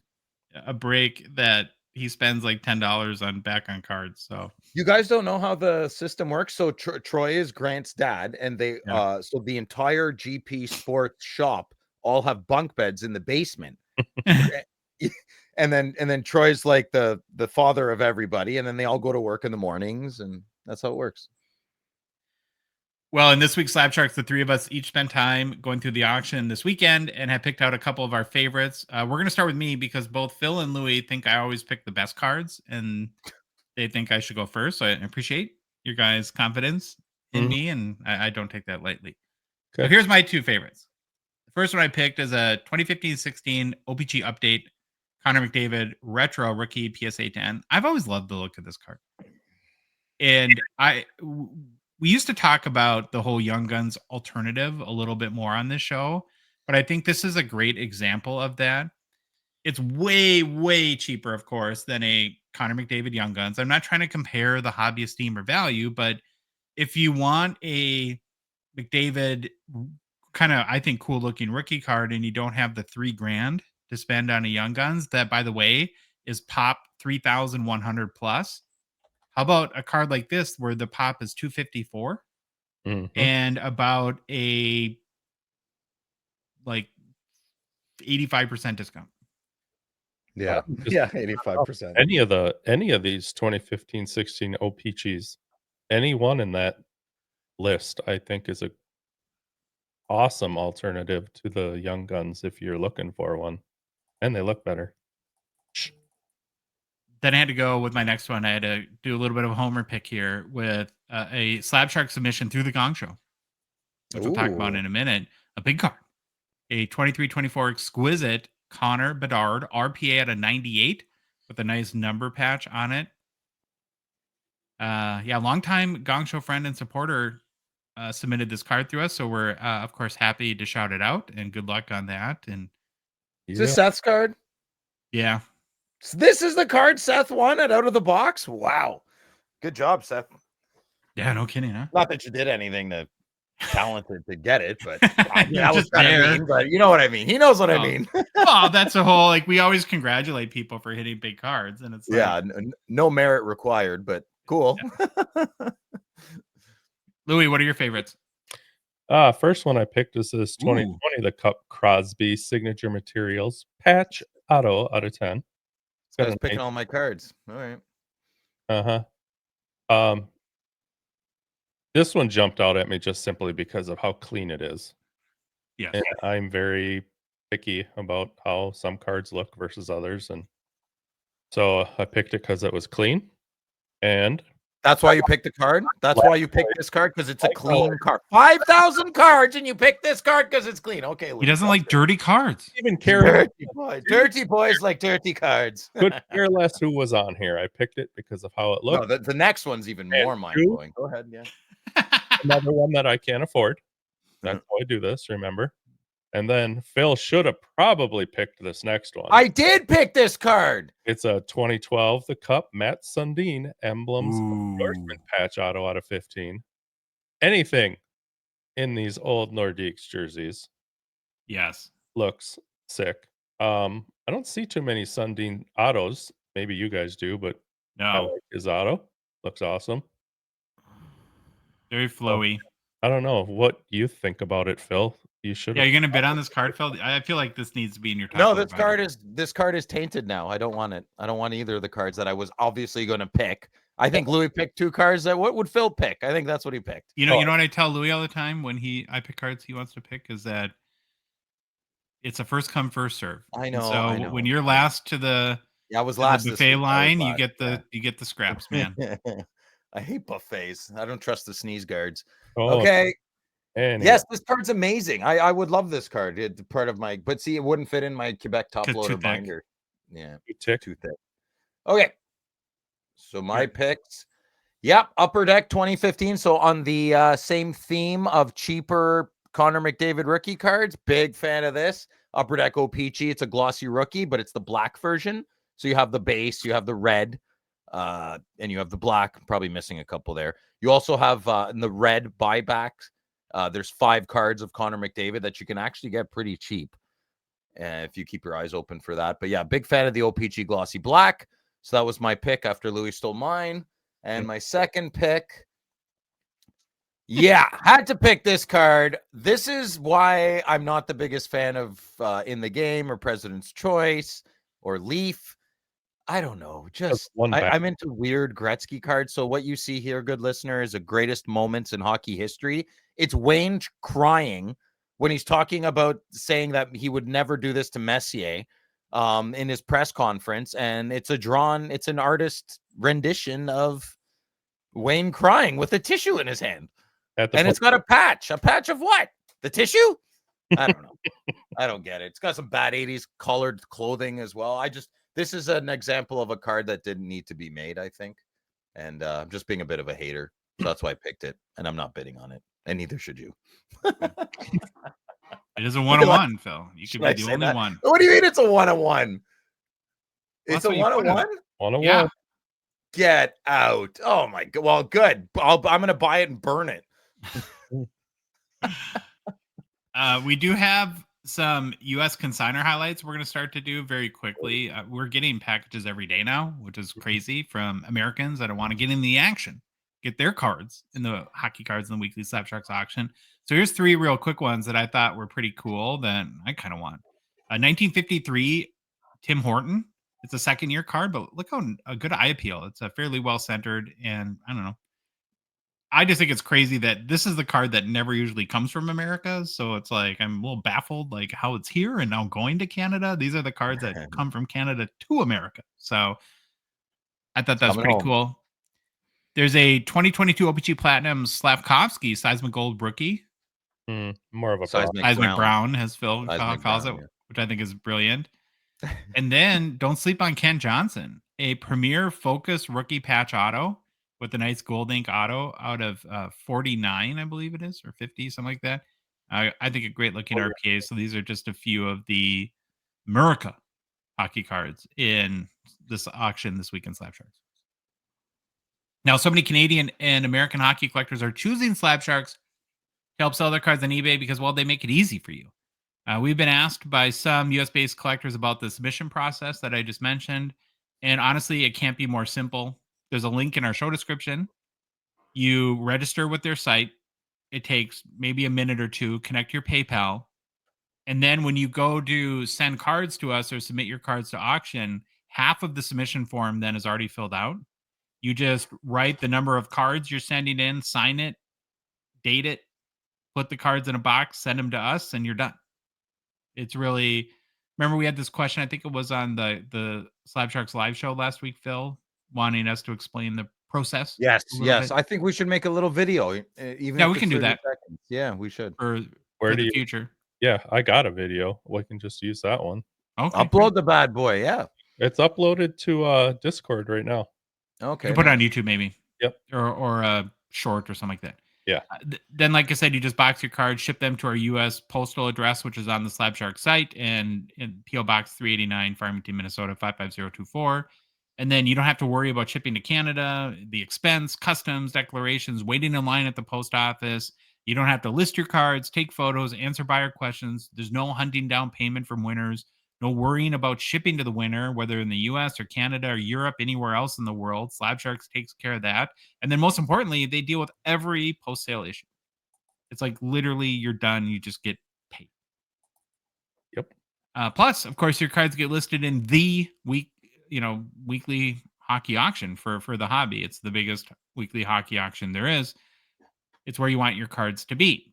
So if you haven't given Slab Sharks a shot, we'd ask, hope that you'd give it a try and see what happens, and think you'll be impressed with the level of service that they provide. Hobby news. Hobby news. News from the hobby. Nice. Wow. We had our first, call it maybe significant off-season move now in the books. The New York Rangers have traded Chris Kreider to the Anaheim Ducks. When did that happen? A day or two ago. Oh, crap. Didn't even hear about that. Yeah. Kreider and a 4th-round pick are moving to Anaheim in exchange for center prospect Kerry Terrence. Ooh. And a 3rd-round pick. Oh. From what I understand, this is basically a move for New York to create some salary cap flexibility this offseason. Now, Kreider has spent his entire 13-year career with the Rangers, is now 34 years old as he moves to the Ducks, and he's been pretty good. He's Yeah, American? I think so. Yeah. Here's another from Gongshow Discord, Postmaster Scott. This meme the other day that I thought was very enlightening about Kreider. And so it says, for the good listener, since 2021-22, Kreider has more goals than Jake Gensel, Sidney Crosby, Adrian Kempe, Mark Scheifele, Sebastian Aho, and Brady Tkachuk. Okay. And he has one injury-riddled season, and now he's useless. So, well, he's 34. He's not going to Sure. be, he's probably not going to trend upwards. And if he does, that's great, but it's not probable, right? probably, and but he I might think- have some good hockey left in him, though. That's great for the young lads like Cutter Gauthier and Carlson. I mean, Leo Carlson's a center. Kreider's not a center. He's a winger. So, I mean, put him on the top line and he'll take the young lads under his wing. Great move. Great move. Would you have him room with Zegras? Roomies? No, I'd have him smack Zegras around. Maybe actually, room with Zegras. Teach him how to be a professional. I would have taken him on the Wild. Yeah. Kreider's good. I think he gets close to doing like a pirate beard, though. I don't like guys that do pirate beards. Even though Is that why they had to trade him? Because with Zibanejad and yeah, a little bit. Philip Forsberg's a little too close to New York there. or Eric Carlson kind of beard, but Yeah, when Carlson did that, I hated it. I'm like, oh, you're not a pirate. Stop it. Chris Kreider is a 2012 Young Guns. PSA 10 popped as 178. We don't see these 2012 Young Guns design very often. 54% gem rate, last sold for $128 on June 4th. Down 12% in the past 3 months, down 46% over the past 6 months. 52-week low, 115, so pretty close to the low right now, and 52-week high, $243 on that card. So what do you think this trade does to this card? Nothing. No one noticed. I didn't even know he got traded. I'm not a metric that you should follow, but hobby-wise, nothing. I think it's a great veteran, like Phil was saying, veteran presence move for Anaheim that could help elevate some of the Leo Carlson's, Cutter Gauthier. Yeah, just sharing best practices. Like, oh, Chris, you get to the rink 3 hours before the game, not 1 hour. Yeah, because I do X, Y, and Z, and those little intangibles that we don't see. Mm-hmm. There was a rumors that were flying the other day. I don't know if you guys saw about GameStop and PSA, and I'll just get right to it. The rumors were that GameStop was positioning themselves to acquire PSA, and I want to bring this up because You PSA mean kind the of other came way out. around? Mm-mm. Oh, okay. The PSA kind of nipped it in the bud. Who knows how honest that sometimes there's a little gamesmanship there. But I want to bring this up mainly for the hypothetical that I'll ask in a minute. But if anyone's not familiar, want to catch you up to speed real quick. So speculation was started ramping up after GameStop announced that they plan to raise 1.75 billion with a B in cash through a debt mechanism that converts to the GameStop equity over time. And according to the retailer, the money is intended by the company to be used for investments and potential acquisitions. And there's been a lot of reporting that PSA and the GameStop partnership, which started a little over a year ago, has been a big boon for the GameStop business. They've already taken over 1 million PSA submissions, and for basically what was known to be a video game retailer, the collectibles have now grown to be about 21% of their revenue and seen as a big growth driver for them going into the future. And I mentioned for PSA's part, they've been steadfastly denying that they have any plans to merge or sell the GameStop. And who knows if 1.75 billion would even be Didn't enough. GameStop like almost go bankrupt 3 years ago as it is? And then that Robin Hood nonsense. Yeah, and there's a whole bunch of like stock manipulation that people were shorting, but it's a pretty big company though, Phil. So they have 3,200 stores worldwide. Wow. And 2,325 stores in the US alone. Now they have been closing stores over the past year. I think that about 1,200 so they were up to like 4,400 worldwide stores a year or two ago.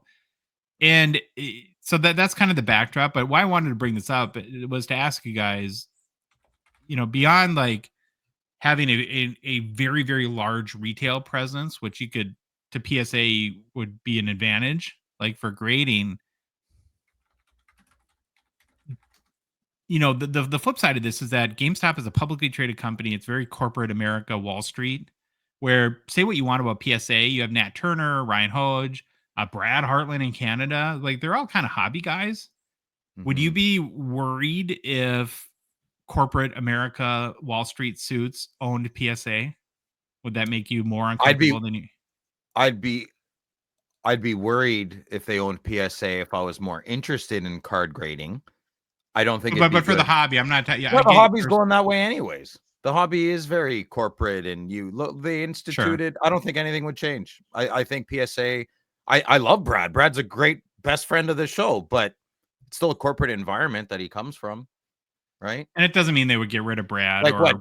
I don't think bigger corporate's any worse than small corporate, right? The only way I would. I think that's an easy one. I don't think anything would change. It would just be things that. Who gets more profit and what shares, and I'm not educated enough to know the ins and outs of that. More behind the scenes stuff that we wouldn't see. Yeah, I don't think anything would change. They would just throw more money at it and want more money back, maybe. Try to make grading more part of card collecting culture. Oh. I've accepted it. It's not going anywhere. Just willfully ignore it. Yeah. Okay. Well, I just thought it would be fun to bring up. Yeah. Last story in hobby news: Connor Hellebuyck. What a week for him! Man. Cleaned up, man. Something pretty rare happened this week with the NHL awards. The Winnipeg goaltender Hellebuyck was announced as both the 2025 Vezina Trophy winner and the 2025 Hart Trophy winner. He's the first back-to-back Vezina winner since Louis' guy Martin Brodeur took home the award in 2007 and 2008. And Hellebuyck is the fourth goalie since 1982 to win 3 or more Vezina trophies in his career. Wow. Joining some very esteemed company. So Hasek had 6, Brodeur 4, and Patrick Waugh 3. That's goalie royalty category there. Yeah, that's wild. Yeah. And he's also the 4th tendy in the expansion era, which is post 1968, to win the Hart Trophy. Hasek won it twice.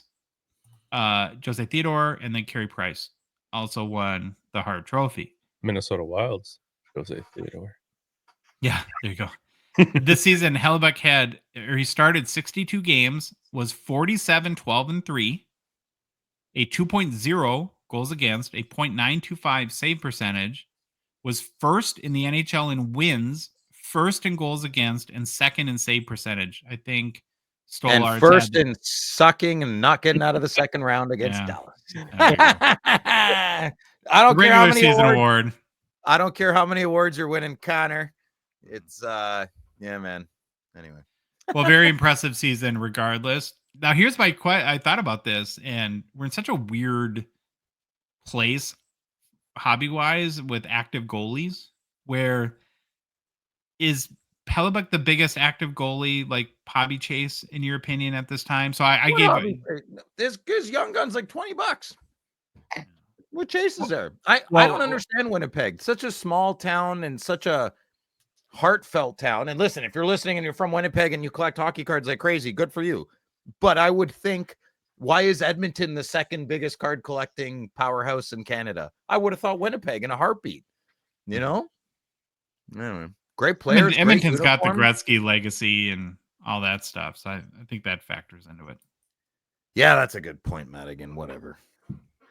Well, I try to come up with a list of what active goalies are bigger in the hobby than Hellebuyck, and even potentials. Russia? Jesus. What? Got to think for Russians or what? Well, He's Canadian. You're all right. I could think of was Russia. My ideas were Vasilevsky, Shesterkin, Bobrovsky, and Sorokin. I mean, what other Yeah. Jordan Binnington. Eh. in the hobby, Phil? Stop. I don't know, Jordan man. I don't know. I'm struggling here. We need a French goalie. I need a French. Why is it Dustin Wolfe? French. Wolfe. He's American. Wolfe. I know. That's what I'm saying. Why is it can't he be French Canadian? There you go. Oh. Oh, man. Oh, Officer Bob. I get it that goalies will never have the weight that a goal scorer does market wise, but I wish we had like one or two, at least even on a relative scale, like big goalie chases. Cause I think collecting goalie cards are awesome. In my opinion. You need a bombastic attitude, and then you have your goal. If Ray Emery could have kept it a little more together and stayed alive, that would have helped. Rest in peace. Rest easy, buddy. That he'd be a perfect example of a big hobby chase, you know? Fair. Good look. Ray Emery was awesome, man. Good looking kid. Played nets really well. Fought decently well spoken. Kind of. Yeah, but we need a like if Dustin Wolf comes next year into the league with a big mohawk and he's like, I'm here to win a cup. Let's go. Like starts making waves for himself. He'll pick up. Goes Andre Agassi on the bit. Yeah, Andre Agassi. There's another good Canadian boy. Connor Hellebuyck is a 2015-16 Young Guns PSA 10 pop 601, 46% gem rate. Last sold for $224 US on June 13th. Up 39% in the past 2 weeks. Up 49% in the past 3 months. 52-week low, just $46 US for a PSA 10. Wow. 52-week high, 234. So at last sale at 224, that's very close to the 1 year high mark. Did you, when you were going through this, I just did it this morning for the heck of it, going through Card Ladder, and bring up Hellebuyck's Young Guns. How many flippin' Hellebuyck cards have sold in the last 5 days? No, it's been a lot. They're like 50 cards. And they're all high gloss and it's that's cool. It's Someone's offloading. What's that crazy go for? how many have sold. I mean, the whole first page, and you know how long it is to scroll down before it starts populating more. Yeah. 60 since the 1st of June. Nice. More? Yeah. That makes me feel good. It's an explosion, man. All right. Congrats to Hellebuyck and Winnipeg fans there. Monster card talk time. So we just had a couple of really, really big cards hit the market. The first one was the Bedard NHL Shield that we saw Grant pull on Friday night. Heard instantly from a number of people about offers that started pouring in. Mm-hmm. And I can only imagine what it was like for that guy that night And it made me think, like, what would I do if I was in that situation? Would he be like would I talk to all the circling vultures, right, that are coming around and DMing you and messaging you all over the place, or do you like retreat? Would you power down your phone? I'm going to the cottage.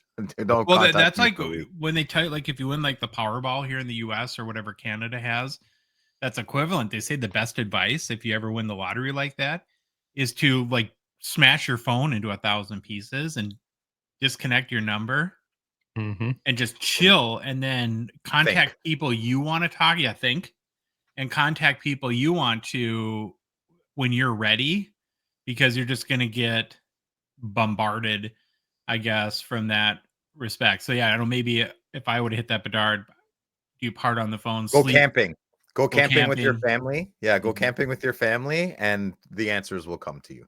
And that's kind of what on reflecting, what I think I would do, because I would get really overwhelmed, I think, pretty quickly, and I would be afraid to do something rash or dumb. What about you guys?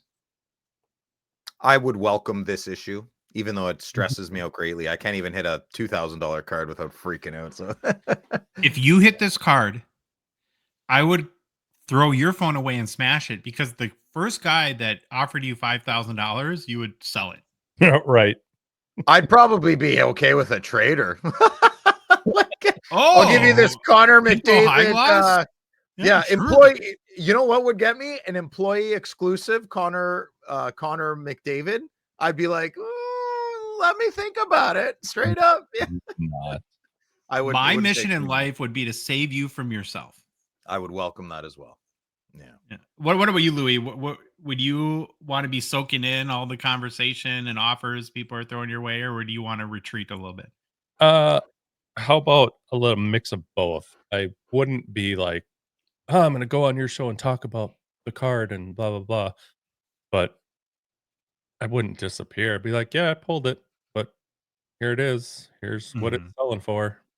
But I I think both of us, Louis, all three of us, and most of the good listeners, I think we would do the right thing, and we would take a big breath, take a couple of days to think about it. I'll tell you right off the bat, I'd want to get a card in return and money. Now, whether I could get the card from the person giving me the money, I don't know, Mhm. but I would not keep it. That's a guarantee. And I would also want to be silly and spend some five, maybe even six, no, 5 figures on a very strong card I've always wanted. Mhm. And then I'd want a big chunk of cash. I would change my life in that regard. I would change my hobby life and my IRL life in real life. Mhm. Cole taught me that. I think I would do the same. Okay. With the Bedard, though, in particular, I think the trickiest part is, what is it worth? Well, any card like this, when they're Yeah, one of what ones, is they it never worth? Who knows? surface. So you get, like, I heard offers like 150,000, and then like maybe that was turned down. But that's the part that I would really want to try to figure out, is not make the mistake of overvaluing my card. And I don't you of course don't want to take way less than it's worth, but you also don't want to assume it's worth $1 million, turn down a $400,000 offer, and then it's worth like 20 grand 3 years from now, and you You hate yourself. better 400 large. You better pull the trigger. Oh no, it was worth $1 million 3 years later, buddy. You can do a lot with 400K in 3 years.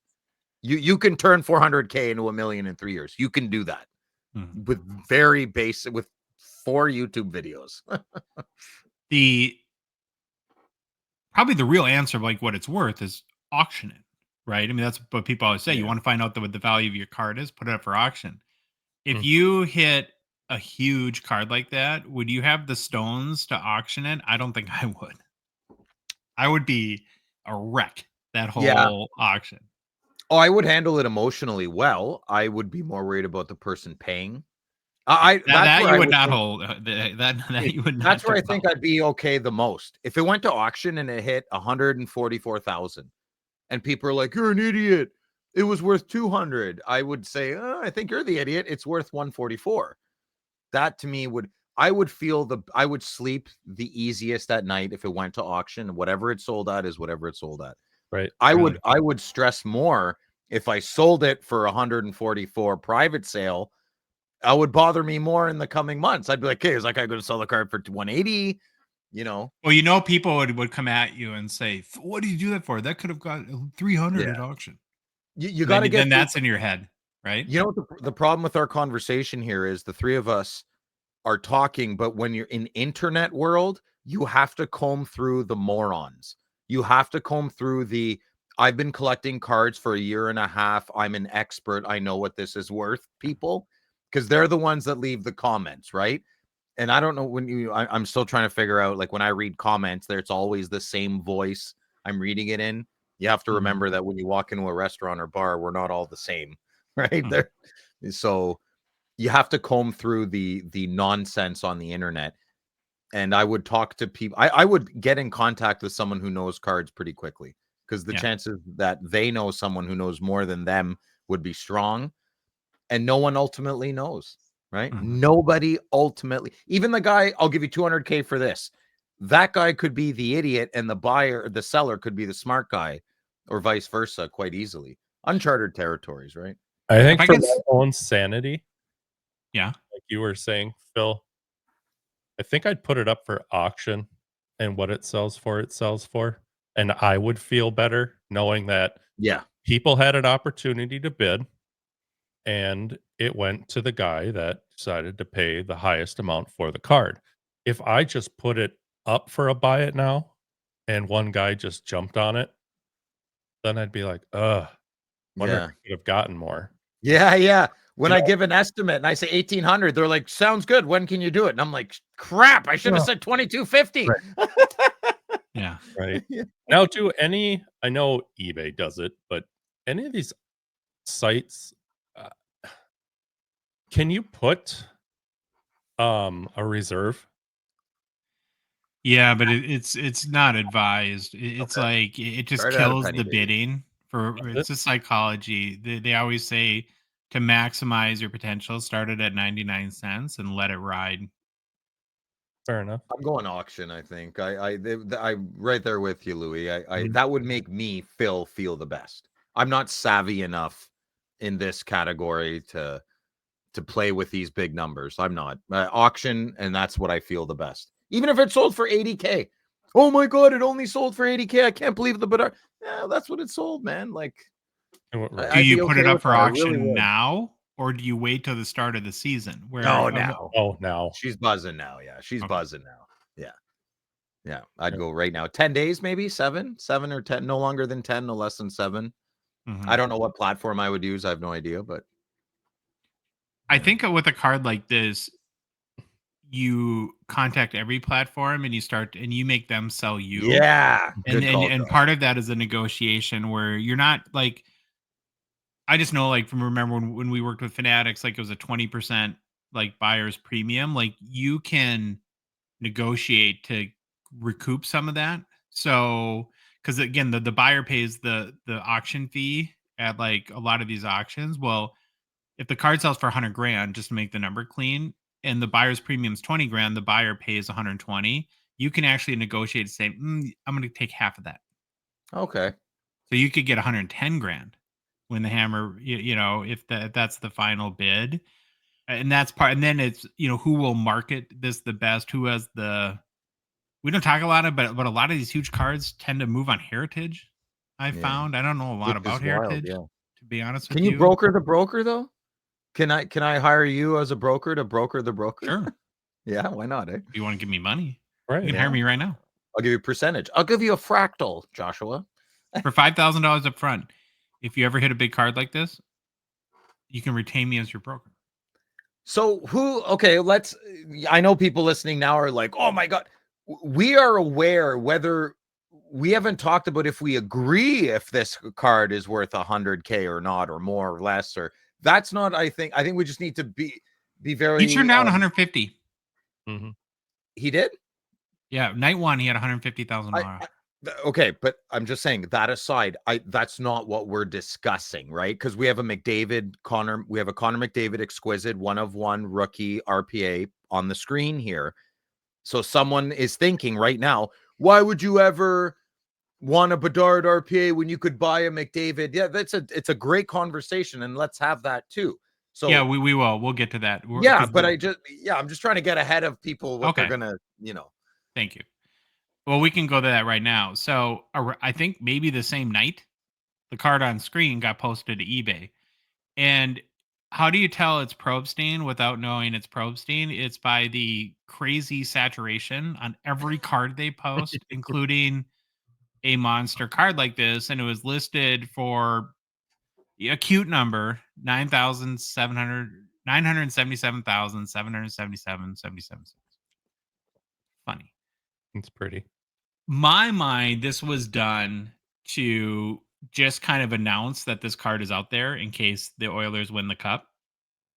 And curious though, Probstein. Well, I know that they have a lot of big cards, but and I don't know if Rick Probstein owns this, but it's kind of a weird place to list it, isn't it? I think he's making a statement. With a consigner? I just think he's making it. Someone's making a statement saying, "Hey, this card's out in the wild. If you're interested, contact us." No one's hitting buy it now. They're just letting it be known. That's all. It's a free listing. I mean, he pays to, you know what I mean? It's free advertisement. Sure.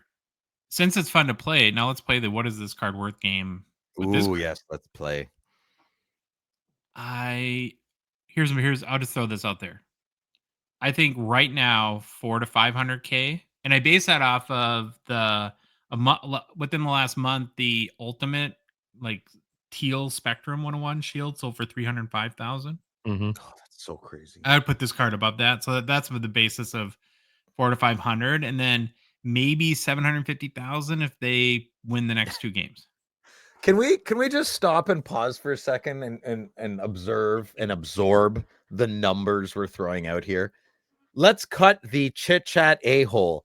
This is not worth $500,000. I mean, it is to the certain select few.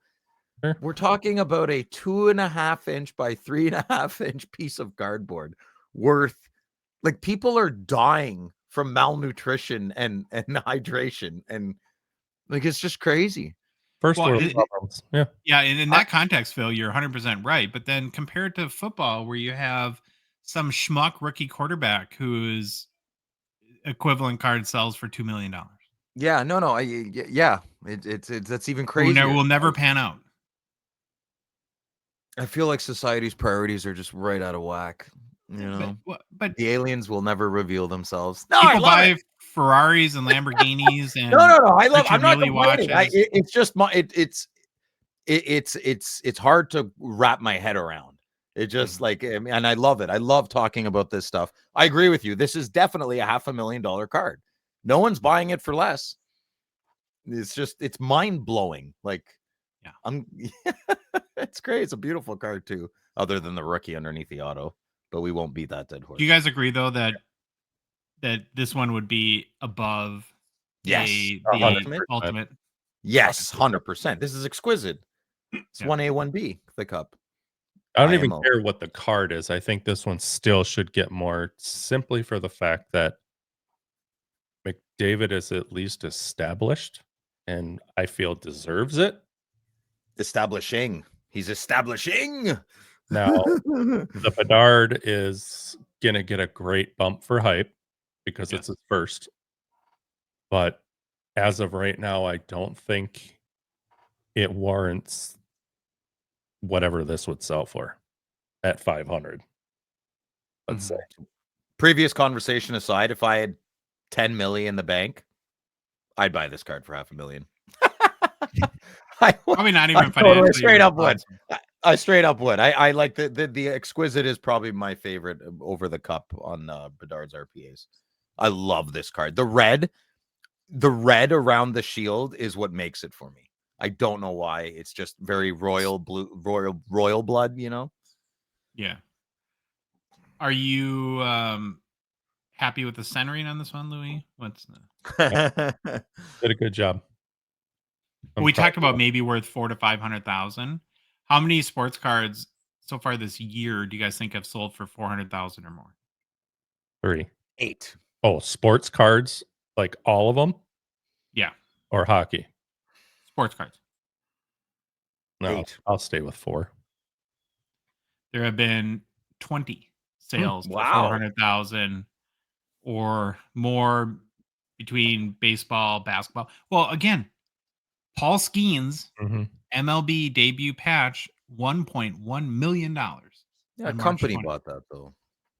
Doesn't matter, Yeah, it's true. right? Allen Iverson, 76ers. 1997 essential credentials, $701,000. Practice. Why do I need to go to practice? Right. Is that And him? so again, it's like in the context of that, it is an absurd amount of money, and it is kind of fun to think about, and that's kind of why we're doing it today. Yeah, it's good. What It's would it good. happen if you ever hit a monster Yeah. like this, other than immediately pee your pants? But Yeah. good So luck to what the would you guys sellers. do? What would you do with the Bedard? I'd probably would do what you said, Josh. Go to I would try to get some guaranteed money right off the bat. And then I would, you know what else I would do? I would go find a card that I want that's 50 to 100 grand, and I would be happy with the change left over if there was any. That's what I would do. I'd probably, because I did think about this. I think I would give myself a week all to 10 did. days and try to get 250 grand. I would be happy with that number. And if it Wow. didn't, if I couldn't work out a deal, I would auction it at that point. Okay. And So I you would try to think- pay off my house, probably. I mean, and then buy a nice card that. Yeah. Could I still live in the basement? Yeah, but the rent would double. Your rent. Come on, man. What? That's not fair. But I'll be an illegal alien. I'll have to work at the Dairy Queen under the table or something. I think it's. I'm actually a little bit surprised that both of you would go right to auction. So I'm really glad we had this kind of, because I feel I'm like not a good. I'm a good negotiator in things I'm well rehearsed in. Not that I'm not well rehearsed in cards, but if you catch me on a Tuesday, I'm not going to remember what I remembered on the previous Tuesday. I'm not a good negotiator with cards. Well, And, let me go back on that, because I don't like how you said that. I Yeah. stand firm on my opinion. Go I ahead, would Louis. say- It's yours. Excuse me, guys. I would obviously put out a high number like that, 250, just because then I know I would be cool with that. But yes, if I didn't get that, I would go to auction, and whatever it went for, I still wouldn't feel bad. You know what I mean? Yeah, no, that makes sense. Of course, I want the most. Yeah, I'd put out there right when I pulled it. It came out. I'd be like, sure, 200, 225. And if people are just schmucking around and nobody's jumping on it, and they want to go low at 150, 160, 170, all right, we'll put it up for auction, because now I'm getting other people that want it and are willing to pay that. Now we'll put it at auction and let them fight it. And you're creating buzz while you're doing it too. It's a win-win-win, triple win. I just realized what card I'd go for. I'd go for my Bobby Orr. I wouldn't even care about the grade. I would just go find a Bobby Orr that I want Nice. and offer what I'm comfortable with, and then I'd keep the change. That's what I would do. Mhm. I would be a perfect opportunity to get a Bobby Orr rookie card. Oh, it's Okay. so fun talking about things that would never happen to either one of us. You never Could. know. You never know. You Well, never know. and actually, the last part of this I want to bring up, I think does apply to everyone, and it's a question: do these type of sales matter to the hobby and market as a whole? Like, do you think that whether this card sells for what is generally perceived as more than people thought or less than people thought, that affects maybe the overall confidence that people have in the market? So do these sales matter, even though they only they're only impact directly a very tiny percentage of people? I know what you mean. I don't think this card sells for 280K or 710. Nobody from the baseball card community is going to change their opinion on us. We're still so small. Now, if we're in the hockey hobby, I don't think that'll change your. I don't know if I wake up tomorrow and you're like, oh my God, the Bedard sold for 600,000. Or if I wake up tomorrow and you're like, the Bedard sold for 270,000. Those are both such big numbers. I don't really know how to grasp the difference. Once I you mean, get past a certain point, Like, yeah, like if I had my checkbook and I'm, Mhm. paying bills and realizing what investments I can do or not do, sure, that's a big difference. That delta is a big difference in number. But as a hobbyist, it's just a passing along number that's way bigger than anything that's going to affect me in the near future. Does it matter though? Like maybe not for cards that I've never sold before as much, but like when we do our top 5 and we're talking, and there's 3 sales in that top 5 that week where they sold for half of what they did a year before, that doesn't, because these big number sales get a lot of visibility, right? They and that But we creates don't impressions on swim. people. Yeah, I know, but we don't swim in those waters per se. We're more just talking heads about it. I think if we were experiencing the feelings of our bank accounts going up and down and our collections beefing up in size, Yeah. it's fun to No, but talk about, but I'm not emotionally invested in these conversations. right. doesn't Is that what make you're people asking? think though. It's like, well, what's going on with all the biggest cards in the market? Do I have less confidence in the Oh, $100, $200 cards that I'm buying that the smarter, market's maybe strong? more savvy collectors. This would be a good I don't question know. for a savvier collector than your friend Phil. A Thavier? I Thavier don't know. card? Well, dude, I don't know. I buy doubles of cards. I don't even know. So you're asking the wrong guy. And leave your comments in because Josh wants you to leave. The real collectors leave your comments because this collector does no idea. Well, Yeah. Louis can have opinion too. Louis, what do you think? No, because like you said, to me, exactly like you said, I don't swim in the same water as the guys that are going after Yeah. this. Now, that upper echelon of people, yeah, it's going to matter to them a little bit on where all these cards are moving up in there. I don't think, let's say this McDavid sells for 600, $700,000.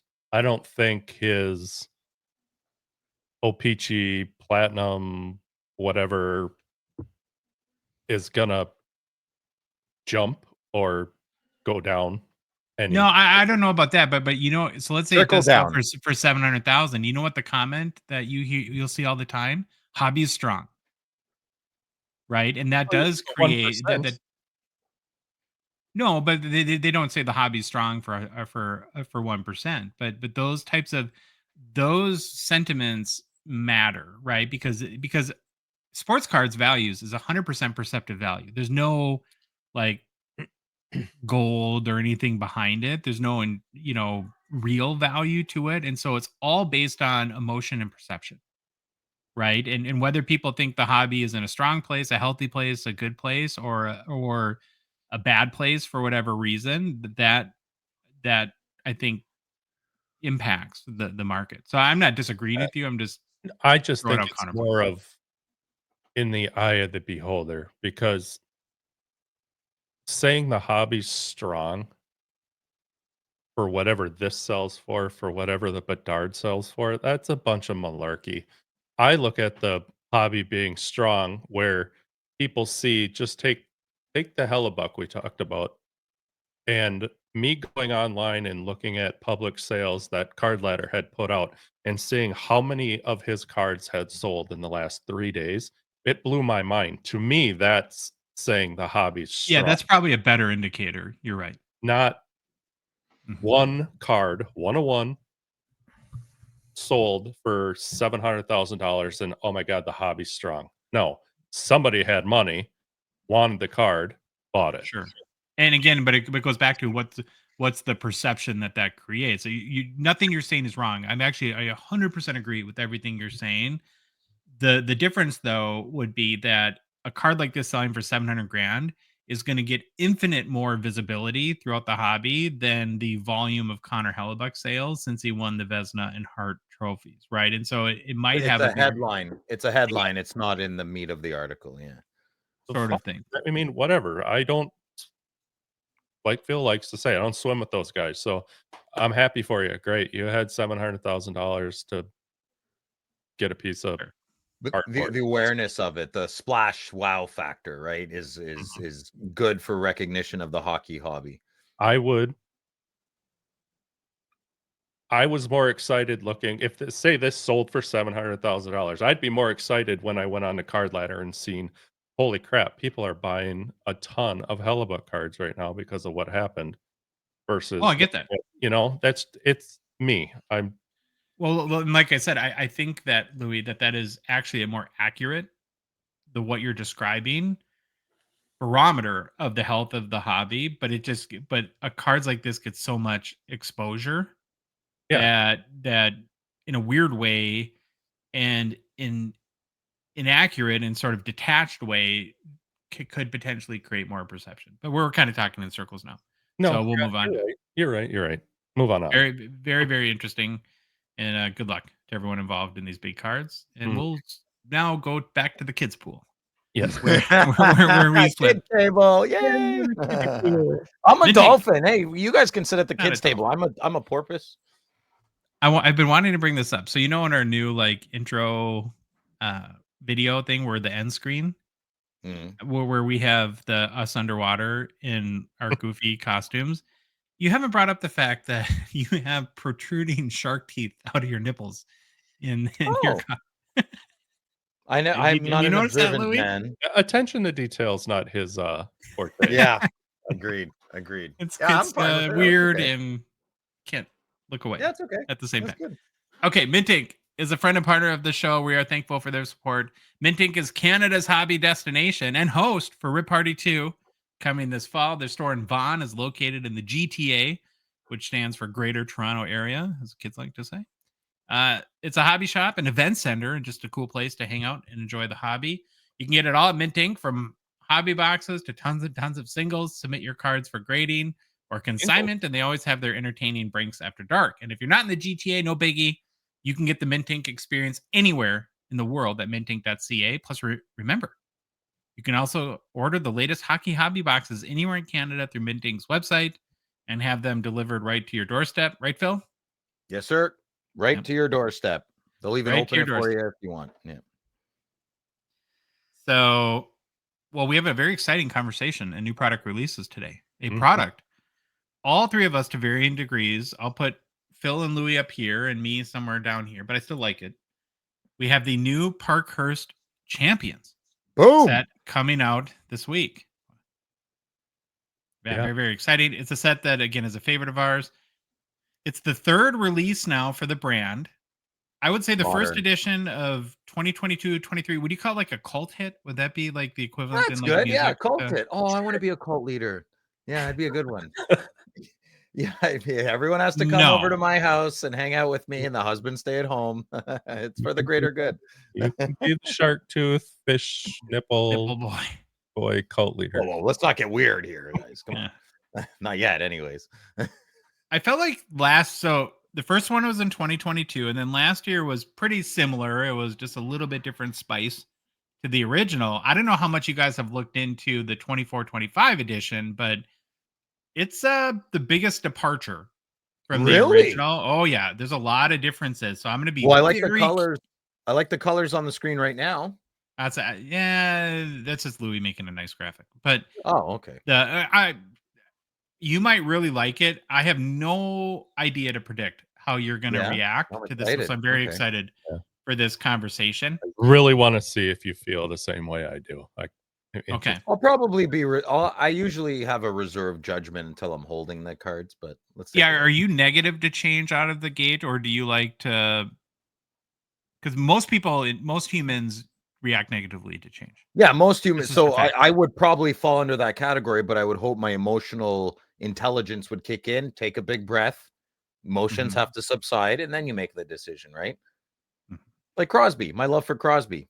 15 years, I purposely ignored him. Like 18 years. All right, let's take a look at these cards here, boys. Okay, quick reminder, of course, all the information we use for this review comes directly from hockeychecklist.com. So you can go and check it out, look at the checklist yourself, and remember that website was founded by three really, really good-looking guys, from what I've been told. This is true. We're international. Well, we're continental. 24-25 Parkhurst Champions will release and be available in both hobby and eventually in EPAC, so that's the same. And we get right into the changes, Philip, into the base set here. So how can there be so many? Okay. This year, the base set is broken into veterans, rookies, stars, which familiar, but now no legends, greats. No legends? No, it's called greats. I don't know why. All right. But I think it's kind of legends. Maybe They just Topps is maybe suing them. maybe. Uh, I like legends better than greats. I mean, I think Yeah, legends are duh. more Me powerful. too. Yeah. Legendary. So for the veterans, and we'll get our first peek at the cards here. There's 200 players on the checklist, and here's like the twist. The parallels are different. So we still have silver and rainbow foil board. Those have been constant.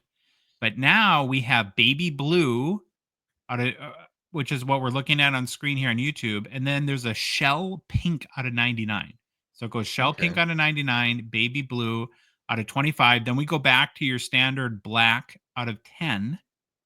And then there's blank packs with unannounced odds. So what do you feel about the overall base design and the two new parallels? I'm okay with this, but I really just want to see.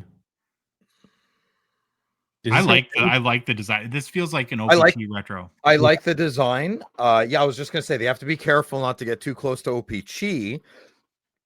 I'm not in only this the second year. I'm only completing the legend set, so I guess I'll be completing the great sets. So what the veteran cards look like is not a big deal to me. I'm more Well, interested. they'll Do you look have the same though. All the base looks the same. Mhm.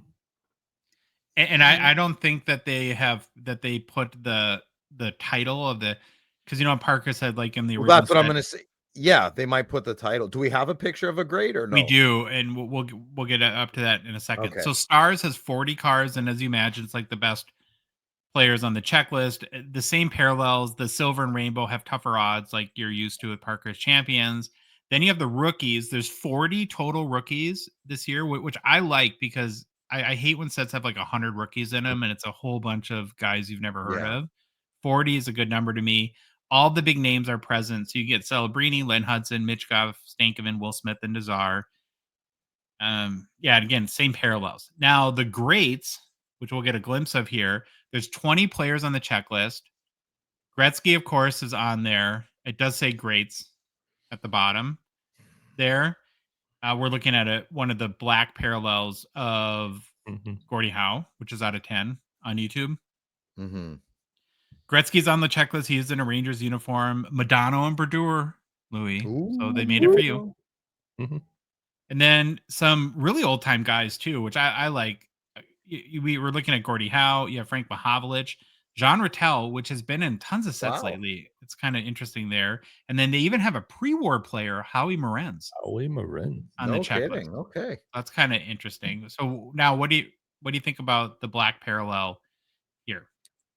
I think it's like a new model when GMC brings out a new Sierra model every 5 to 8 years. It takes me a year or two to get used to it again. And then you like And it. I think so. I wasn't the biggest fan of 23-24 Parkhurst Champions when it came out, but when I opened the box yesterday, I was so happy. I was like, "Oh, I love this set. This is great." So I think it's going to take me some time. Yeah, I love Parkhurst Champions. I think this looks great. It's just going to take me a little bit of time. I want to hold them in hand as well. You know, I can't wait to buy a box for Friday Nights with Phil, and we're going to give away a box from out of the box, and then I'll give my ultimate opinion. But I think change is good. You can't have the same set every year. You got to change it, Yeah. right? What about you, Louis? Now it's time to maybe see where you line up with Phil and where you don't. We're on the same page. I like it right now. I'm waiting for one more to come up that I'm not feeling right Okay. now. But as of right now, I'm in still. Yes. Gotcha. The next category we'll cover is inserts, and the big one you have to talk about is the 1953 retro. So It'll be a first full size card this year, I hope. Yeah, it follows because remember in 2022 it went with the 51 Parkies, then the 52 Parkies, and now we're at the 53 Parkhurst retros. So this is what we're looking on screen. This is the rainbow foil Kaprizov, and the parallels are a little bit different this year.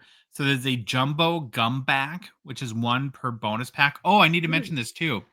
So retros are not mixed in with the regular packs. What Upper Deck did is they went with a bonus pack that all the retro. So you'll have some base and maybe parallels or auto in there if you get lucky. I want to ask them why they choose to put them just in regular packs, or maybe it's like a pack out thing that it's easier for their machines to sort if it's in a bonus pack or something. But I don't know. Do you guys like, as you're opening a box, do you like the bonus pack thing, or would you just rather have all the cards in the regular packs? I'm not a big bonus pack thing because I've never hit a good card in a bonus pack. Maybe if I hit a big card in a bonus pack, I can reference a dream-like scenario that I can try and chase again.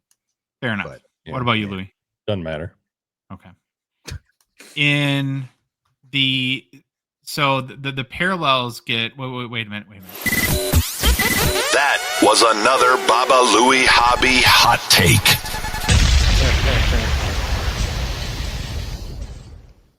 Thank you for that. You've just made the good listener very happy. Yeah. So the parallels include a jumbo gumback. What is that? I don't know. What is this jumbo gumback? Sounds like they have like a bedroom the move. back parallels, and they always have like some weird thing that I'm sure that is. I don't know, something different on the back like these, maybe. Yes, that looks like a mini gumback. It is. That was the 22. The parallels, I said, that are a little bit different because remember, like with the original Parkhurst, you had like the gold parallel on the, which I really liked, the rainbow foil, and these are out of 53. It follows because it's the 53 retro. Then there are blank backs, and then there's a black rainbow foil 101. I don't think there's been 101. Oh no, I didn't even see that. No, there has not been a 101. There's no 101 in other than the printing plates in Parkhurst Champions. Mm-hmm.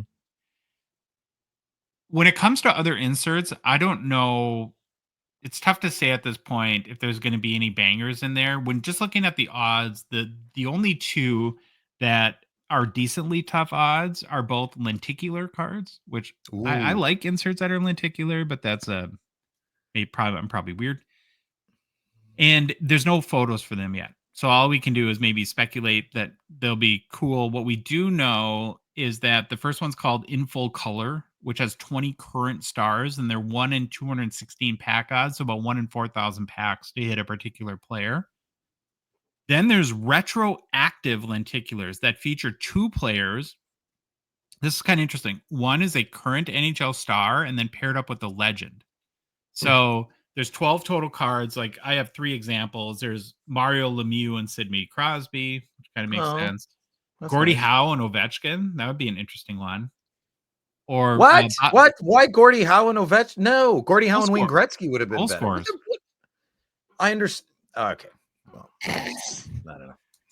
I think they did Gretzky and Messier. I don't know, like Keith Tkachuk and Matthew and Brady, like things like that. Special. Well, don't worry. There's Bobby Orr and his little baby Cale Makar are on one. Because they score goals, Phil. Thank you, Josh. Like, okay, sorry. Go ahead. I got a little package. Ugh, stop. These are 1 in 270 pack odds, and like I said, there's 12 cards. All the other inserts are pretty common, but there are some designs that I actually think they're kind of. I wish they would have made a few of these a little bit more rare. So this one should be right up your alley, Phil. I'd be shocked. Adam Squad. Oh my God, that is amazing. You are very predictable, my friend. That is an incredible card. Who's on the checklist? Let's go, checklist boy. Who's on it? You have to go to hockeychecklist.com. There's 10 cards and 1 in 33 pack odds. So this will be pretty common. These will be cheap. You'll be able to collect this set very easily. Getting hot around here. Yeah. Now, this next card, the name, I feel like came from our button board. It's You Wouldn't Believe. Like, well, believe we do know the Billy guy. Yeah, like, I don't know if he did. Grandmother, I need a phrase that catches with the audience. Okay, There's Billy. 15 players on the checklist, 1 in 20. You got to move it. There you go. See, this is the kind of like very simple, weird design that I like. So, what is it? It's like a pop art sort of design. That's how What wouldn't I believe? I don't know. I know it has like a hockey fun fact on it. What are you talking about? You wouldn't believe it. What wouldn't I believe? The fun fact on the card. Ron Hextall had the most career points by a goaltender, 28. Okay. So it's a mix of teams and players. So there are some teams that have just like interesting fun facts. This is like fun facts by Troy. This would be like his card. Mm-hmm. I don't get it. And then another design that I kind of like that's pretty common, 1 in 13 packs, is Saturday Night Standouts. 25 players on the checklist, all stars. This gives me like the 50 Diners vibe, which I kind of, your 50 Diner vibe, you know. His son, Elroy. Yeah, like Jetsons a little bit too. Yeah. And again, there's a few more inserts you can check out on hockeychecklist.com. Next, we'll look at the autos. So This is a stoner set. That's what this is. kind of. That is, yeah. Like you need to turn on like black lights and like start Dark Side of the Moon. O-Pee-Chee and Parkhurst Champions, right? Oh yeah. You Yeah. kinda Yeah, but it's called Globe Park Champ. I don't. We'll work on the name. Yeah, you need to workshop. Yeah, that doesn't work. You kind of see the slide vibe I went with this whole set now. Oh, I yeah. thought Louis. I thought that was the vibe that Upper Deck was. I thought those were the colors from Parkhurst Champions. That was really good. Yeah, they were good, man. Good transitions, Louis. Good job. The base, so the autos are basically, most of them are base parallel autos for veteran stars, rookies, and greats. There's a regular base auto, which are all ratioed, and then there's blue parallel autos that are numbered. There are 41 players on the 53-54 retro checklist that do have auto parallels. These are numbered to 25, 50, and or 5, and they do include rookies. So that'd be Frank Nazar, I think, right? Number 91. Frank, your auto buddy. Wait a minute. Bueno, Phil. No bueno. Stop it. Was the You Wouldn't Believe It? Is that the name of the insert? Yeah, you wouldn't believe. It? You wouldn't believe. Okay, I thought Louis wrote that as like, hey, Josh and Phil, you wouldn't believe it. What? It's not, you wouldn't believe it. It's you wouldn't believe. You're adding an it that doesn't exist. So you wouldn't believe ! That's the name of the insert. You are correct, my friend. You better believe it is. Beautiful, Louis. Love that. Was that so hard to explain to me? Jesus, guys. Most things are very hard to explain. You have to typically Well, I say the don't same know. thing about 17 times, and then it starts to sink in, but then you forget immediately, and then you have to go back. And The wild Phil. And go ahead. So there's also and then there's a bunch of cut autos that and probably make a lot of sense in this set. And if you're not familiar with what a cut auto is, it's where they find like a letter that the player wrote or a document that they signed, a check that they signed, tax return, and they cut it out and put it in a card.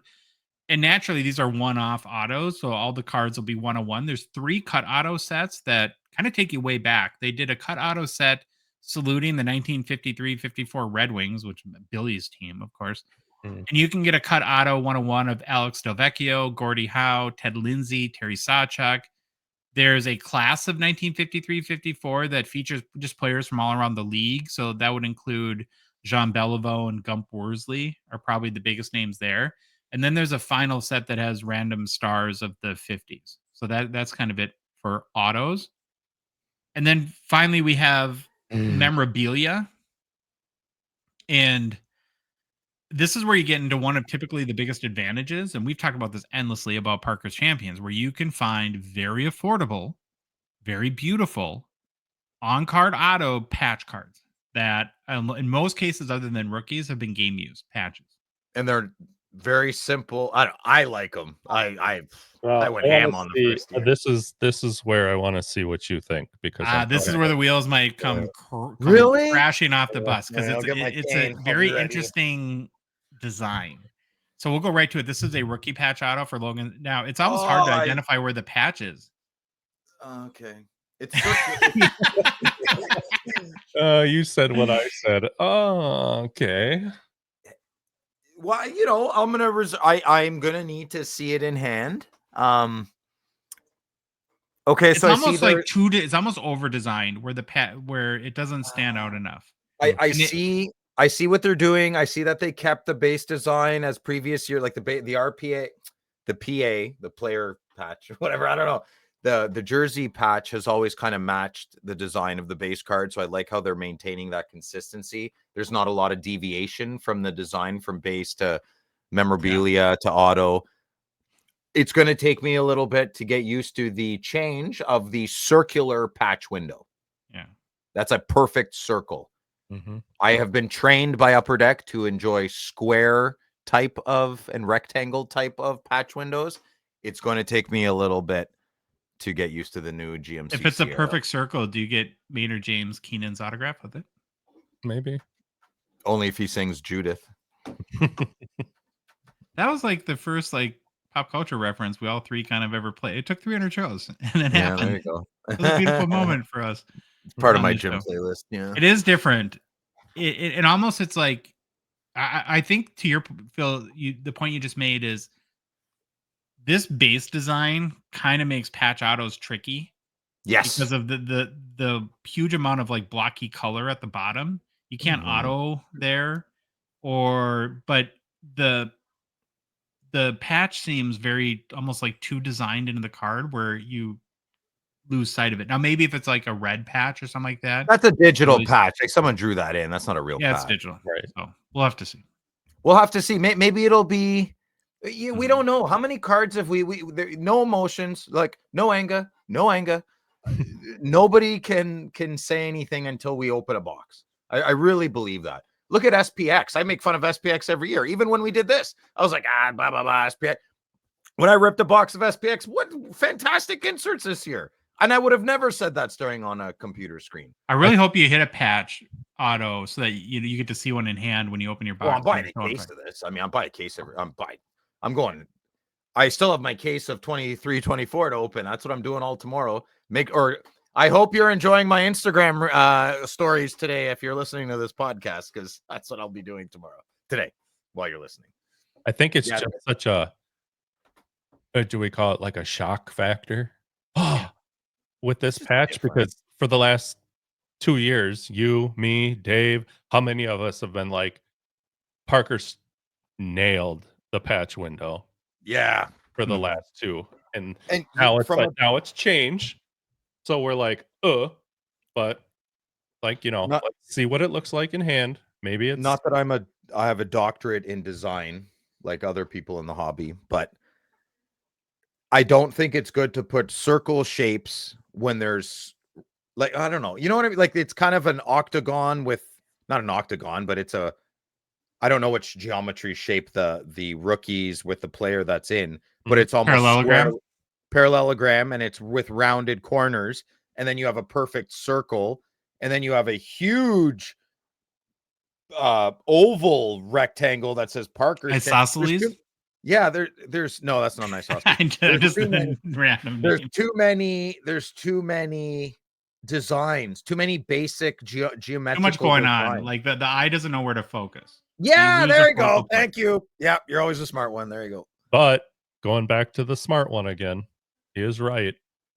Where else were you going to put it with the design of That's this? what she said. Well, you don't make it a circle. You make it a parallelogram. I don't know, man. Okay. Here's what you get in a box of 24-25 Parkhurst Champions. Now, listen up, Phil. I'm not repeating this to you. I'm listening. You get 20 packs in a box, 8 cards per pack, and 1 bonus retro pack. So it's technically 21 packs. You get 1 auto memorabilia or lenticular card that you can give to Josh because he likes those. 1 serial number card, 6 base set stars, rookies, or great SPs, 6 base rainbow parallels, and 4 additional inserts. You can pre-order 24-25 Parkhurst Champion boxes today at mintink.ca for 175 Canadian per box. And that seems pricey to me, but in the US it's 150. So it's actually on a I should mule some boxes down. You should, but they raised the prices here though, right? Because or is this the move with Parkhurst Champions where it always starts high and then you wait like 3 weeks and it's half the price, or what happens here? I think this is tariffed. That's the only thing. I'm a little surprised. Why would it be 150 in the US though? Because you guys suck a little bit more than us. Well, that hurt my feelings. I don't know. Oh, whatever, please. Well, you guys are the most arrogant people on the planet. You're fine. I have no idea. Proud of it. Canucksican. Don't be jealous. Canucksican? What? Canucksistan? Canada's a third world country. Yeah, maybe on there. Ask me. Nah, that's like a dry because we have Mexico at the bottom, Canada on top, and they're both the same. So we just call you Canucksicans. You're saying Canucksikins? Oh, I gotcha. thought you said Kanakistan. I'm like, well, I don't know. We could use a goalie from somewhere. You can use a goalie from anywhere. Yeah, He's a I soccer know. goalie at this point. would be better. Bennington. Hey Phil, I can see you twitching over there still about them Adams squad cards. You want to know who's on that checklist? Oh, Yeah. Atom. Connor Bedard, Big Connor McDavid, Ooh. Nikita Kucherov, I don't care. Crosby. Alex Ovechkin, Yeah. Nathan McKinnon, Mhm. David Pastrnak, Nah. Kirill, the Thrill, Kaprizov, Bingo! Take your time. Take your time saying the names. Quinn Hughes, And who else? Jack Hughes, I'm sorry, what? Sidney Crosby. Oh, Yeah, boy, Louis, redeemed yourself. Fantastic. Thank you, sir. Hell. Big fan. All right. You All right, killed so me. what, overall, you're still in for a case after seeing that? Yeah. Well, no. I'm gonna no matter. I'm not always in for a case, no matter what. I'm gonna buy a box, and I'm gonna get a box donated from out of the box, and I'm gonna see if I like it. Mhm. And I didn't like the first box of 23-24 I opened. I wasn't. Yeah, it took you a long time to warm up to it. Yeah, takes me a while. Yeah, Did you build any sets in 23-24, Louis? Or I just haven't the opened first up. box? I've only opened 2 boxes, so tomorrow's the day. I'm No. only gonna do the legend set. No. I'm only doing Over. what? I said, did you build any sets, Louis? Your name is Phil. Oh, sorry. No, I only have one card from that whole set. Okay. All right, well. Mailbag. All right, Phil, you lead the way. All right, here we go. Take a load off Josh for a little bit. Not too long. Gongshow Mailbag. First question, Instagram. Ashtray McMuffin. If the Edmonton Oilers traded McDavid and Draisaitl to the Colorado Avalanche for McKinnon and Makar, which franchise do you think would win more Stanley Cups from 2026 to 2036? I'll go first. I'm going to go Avalanche on this one. I'll take Blackwood and Parker Kelly over Skinner and Darnell Nurse any day. Yeah. Mhm. Josh, what do you I have think? more confidence in the Avalanche brass at this point, so I'd probably agree with that. Yeah. Louis? Agree. Yeah, all three. 3 amigos on the Avalanche. Next question, Discord. Shaky94. With a large number of parallels and inserts included in each release, how do you define a master set these days? Louis? That would be a set that includes all of the cards produced in that set. All of them. Every one of them. Every single Every. one. Yes. I think the definition hasn't changed, but where I sensed the point of this question is that the reality is you can't be a master set collector anymore because most base sets now include 1-on-1 parallels. And in order to technically complete the master set, you have to get every 1-on-1, which is theoretically and literally impossible probably at this. So it's kind of a bummer. Like if I was a master set collector, that would stink. So and we've talked about it before. You have to pick, like, you just had a perfect example, Phil, in our Parkhurst Champions conversation. I'm going to pick the legends, and I'm going to Yeah. Or the greats now. Yeah. greats and collect these parallels, and that's how I'm going to adjust my strategy. Yeah, and that's what Josh said is exactly my answer as well. You create your own master set. So I'm Master Phil, and I'm going to create a Master Phil set. So first, I tried to do the master set for 22-23 Parkhurst Champions. Impossible. I'm not getting every printing plate of every player. That's not. I guess it is technically possible, but let's be honest, you're probably not going to be alive long enough to do so. So Then you just have the master set minus the printing plates. Unless correct. you're Anthony, that's not possible. Yeah, there you go. There you go. Anthony, great, best friend of the show. All right, easy next guy. question. Instagram, French Canadian Hockey Cards. What's the second and third largest hockey card show in the world? Obviously, Toronto is leading that category. Could each of you give your opinion? Louis? Jeez, you guys have a bunch of crap. What is all of that? I can't because I've only been to Toronto, to be honest with you. So Josh? Yeah, it would probably be the whatever nationals that are Edmonton or Montreal. I mean, I don't know. I mean, maybe Saskatoon after this fall. We'll see if our boys Carter and Justin pull it off, which looking like that's going to happen. Oh yeah, I'm And confident. honestly, as pathetic as America is for hockey cards, the national isn't that bad. I'm excited for you guys to go. Mm-hmm. It's mainly because it's so freaking big that there's just naturally going to be more hockey cards there than you would probably expect. All right. I like this question. I think any Canadian city has. Listen, the Ottawa Card Show isn't the best always, but it's small and mighty, and I think every Canadian city would have a pretty decent card show. It's when you go month after month after month, you see the same cards. So I would love to travel Canada and check out all local cards shops or card shows, because I think they all have something unique and special to them. But in regards to like the world internationally, only 2 popped in my head, but I Googled it quick and a third one popped up. I didn't know this. So I know Tokyo, Japan every year, twice a year, annually, kind of like the Toronto Expo.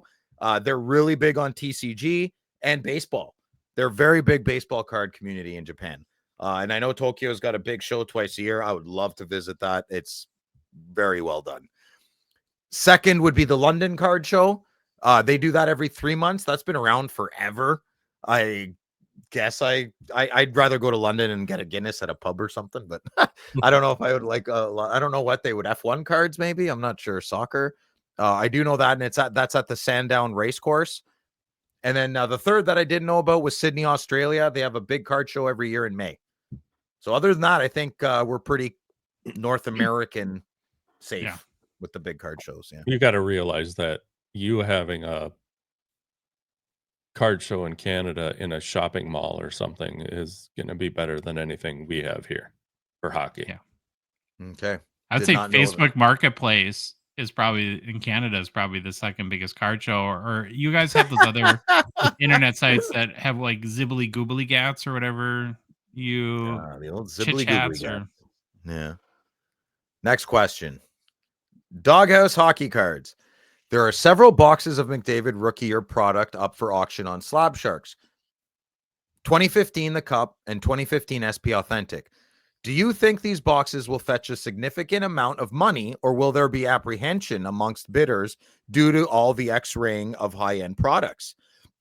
Or does the hype of the Cup Finals supersede this concern and people bid for the hopes of having a sealed rookie year product if the Oilers win? I'll go first. I agree too much with the FOMO.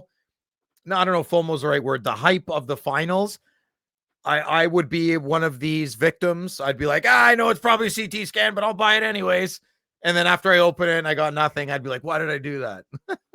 So I think the hype, human hype, is real. Our emotions take us for a ride sometimes. So it's my best answer. I think it's mostly hype, and I would probably stay away from the boxes. Louis, what do you think? Puts us a little in a sticky wicket. Josh, go ahead. What do you think? We rep Slab Sharks, and but we always want to be honest to the audience too, and that's I'm not going to make a different answer because of but I wanted to write the real answer, and so I actually wanted to give the real answer. So I reached out to Slab Sharks, and what they told me is that they have not seen any evidence, nor has eBay, of any bid apprehension on boxes to this point. So I think it just comes down to, and there's no way to tell if a box has been scanned or not. It is out there. I think it's a personal opinion as to whether or not, how much stock you put into that. And you just have to roll with whatever you want to go with there. But according to Slab Sharks, they have no evidence of any bid apprehension. That's good.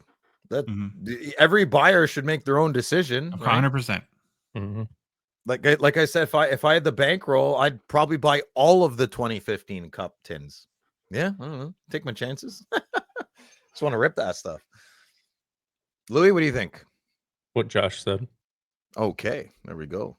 Next question. South Swedish Cardboard. Any plans on live streaming during the draft and start a free agency? Would it be fun to follow it together? Yeah, I think it would be great. We need to talk to human resources, but we'll get back to you. I will champion your idea. Louis, what do you think? Why not? There we get go. us on more live shows, and who knows Yeah. what the heck could happen. Yeah. Nothing good, but Nothing it would be good. fun to watch. So we can talk about it. Sure. It just depends if there's enough action going on to merit it, but we can always find stuff to talk about. So that's not a problem. Instagram, Simon Sterling 5. Oh, I guess the other 4 weren't good. Would you rather have the Bedard 1-of-1 Outburst Gold Young Guns or the 1-of-1 Shield RPA? I'll go first. Simon, I don't want to answer this question. That's very mean and well thought out. Well done, sir. So I'm currently a caterpillar transforming into a beautiful butterfly in the hobby, and I don't know what color I want my wings to be yet. So I think I'd want them to be gold outbursty, but I'd also might want them to be 1-of-1 shieldy. So I don't know, man. I'd probably lean towards the outburst. I think you come out a moth. Oh, get out of here. Yeah, I'd probably lean towards the outburst gold right now because I'm a big fanboy of the outburst. But ask me in 6 months, I might be all over the Shield RPA. Ever evolving, Simon. Ever evolving. Great question though, Josh. What do you think? I would enjoy the outburst more, but financially, probably be smarter to take the Shield RPA. You'd probably think it's a swapped patch. You'd be like, wow. I would want Louis to take the Shield just to whine endlessly about the patch being off-centered. Yeah. Nope. No, we wouldn't want that. I don't want to hear that, man. The rest of my life. I can't sell it, but I hate it. Look at this patch. Look at this piece of crap. One job. Upper Deck is one job. One job. Louis, that's a $3 million card. I can't sell it. Yeah. Louis, what do you think? Shield RPA all day. All right. There we go. Sideways or not. Okay, next. Oh, no, Simon, same new question. Here we go. With GP pulling the Bedard 1-of-1 Shield RPA, what do you guys think this will go for at auction? Well, we kicked the crap out of that dead horse. So hopefully you listen to the earlier part of the episode. Right. I say 125, 150, but I'm probably low, and I don't know what I'm talking about. Yeah. 150 to 250. What do you think? There you go. Whatever Grant pays for it. You think Grant would go after this? I don't Grant know. doesn't have that scratch. Might be out of his league. We'll see. Might be, but Little bit. I don't think it's close. I think it's close, but not there yet. We got to wait till he hits 30. The kid's not even 25 yet. He's fine. Yeah, I know. That's my plan. Be friends with Grant when I'm like 75, 80, and I'll live in his basement. I'll be the pack ripper. Like, my hands hurt. Shut up, Grandpa. Okay. Next question. Pat Bass 87. The Cup True RPA 99 or a Young Guns High Gloss? I'm gonna go first. I'm gonna go high gloss. Sorry, not sorry. Cup. Louis says cup. Josh, I'm survey on says the high glass too. yeah. I could have predicted both of your answers. All right, next question. Instagram. Okay, Mama 2021. What is your favorite card that includes a piece of a player's stick in it? I'll go first. I feel as though this is a setup for me to be made fun of. I don't have a card that I like with a cup with a hockey stick in it. I'm weird. Louis? No clue. All right. Josh? Just a Josh question. 2014-15 Fleer Showcase White Hot. You got the Crosby with the patch. This is OV with the stick. It's out of 9. These are awesome. I'll Nice take card. that. I'll take that. Whatever card it was with the Gordie Howe and Gretzky stick in it. Oh, the nameplate? Yeah. Oh my God. That's one of the favorite cards I've ever seen. So, okay, Mama, ask me again in a few months, maybe a year. I will come around to the stick cards. I'm not there yet. Not It's my jam. Okie Mama as in Oklahoma. So this could be a woman, Phil. Pokey Mama. I didn't think it was a guy.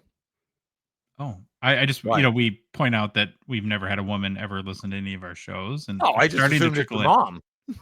It's your mom or Louis' My mom's mom. from I don't know. Oklahoma? No. Well, I she's don't in know. Minnesota. Is that an insult? Or your No. mother wears army boots? Is that another insult? No, I've actually never been to Oklahoma, so I can't insult a place I've never been. Okay, good. Next question. Stroida. Now that the Bedard Shield Auto 101 was hit from the cup, do you think it will impact future sales prices for packs and cases? Josh. No, because there's still the number of big cards, and there's the Bedard true RPA chases and exquisite RPAs. Louis? I think. Were you done, Josh? No, Yeah, we don't yeah. care what Josh thinks. I don't That I really think. Next question. No, I don't have a good answer for it other than it's always an interesting question once the big boys are pulled. I answered a little differently. I think it'll ramp the FOMO up, actually. Like I'm a fanboy all week. I'm a giddy little schoolgirl with a crush with all the breaks and the cup, and I'm like, "Ooh, but Dad would have won." Even Like, after the disastrous tin you opened, now you're back in it. You're back Yeah, mentally. Yeah, poop. That night was I was just bummed out. I couldn't have a card I wanted to keep. I really just wanted to pull a cup card. I was really happy to keep, and that's okay. You win some, you lose some.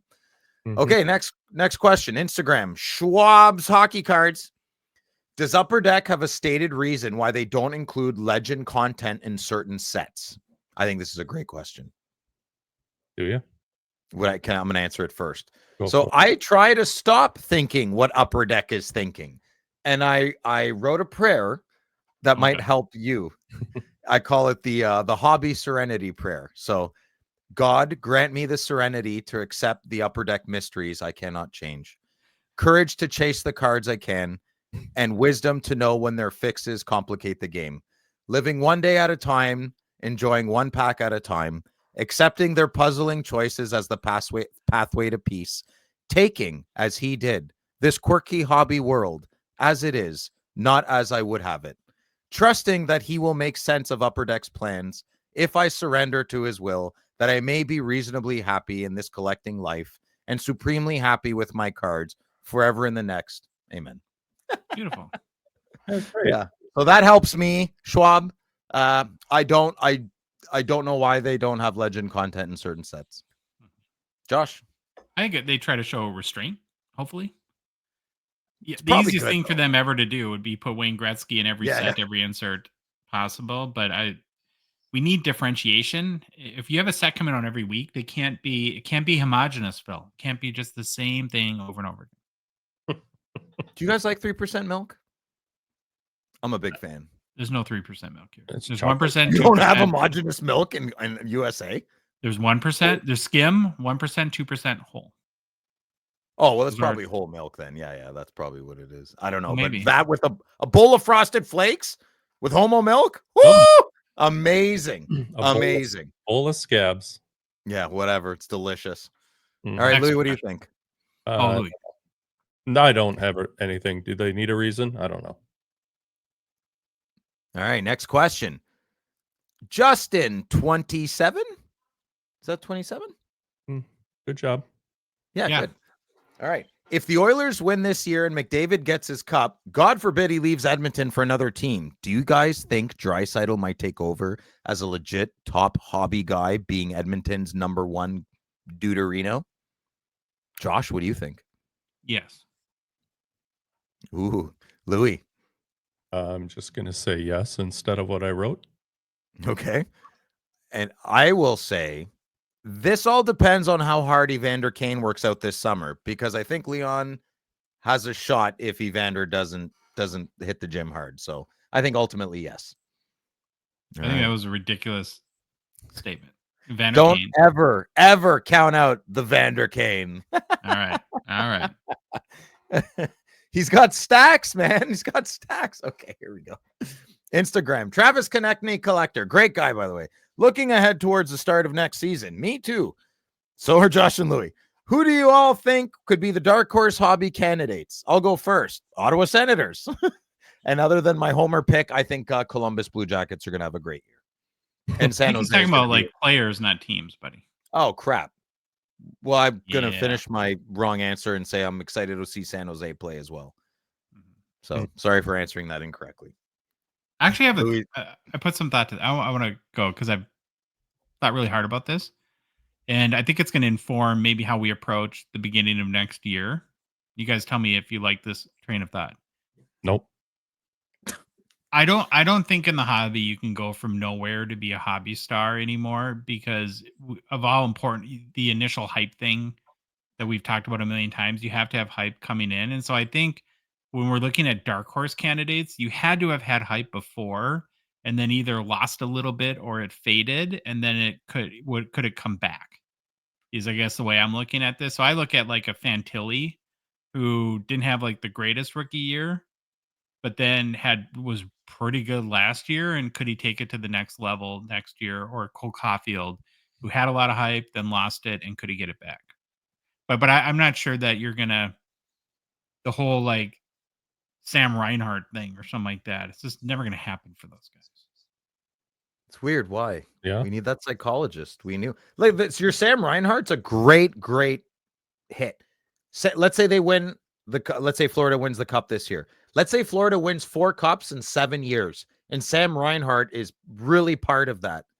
I don't see his hobby in any way, shape, or form changing. Maybe a little bit, 20%.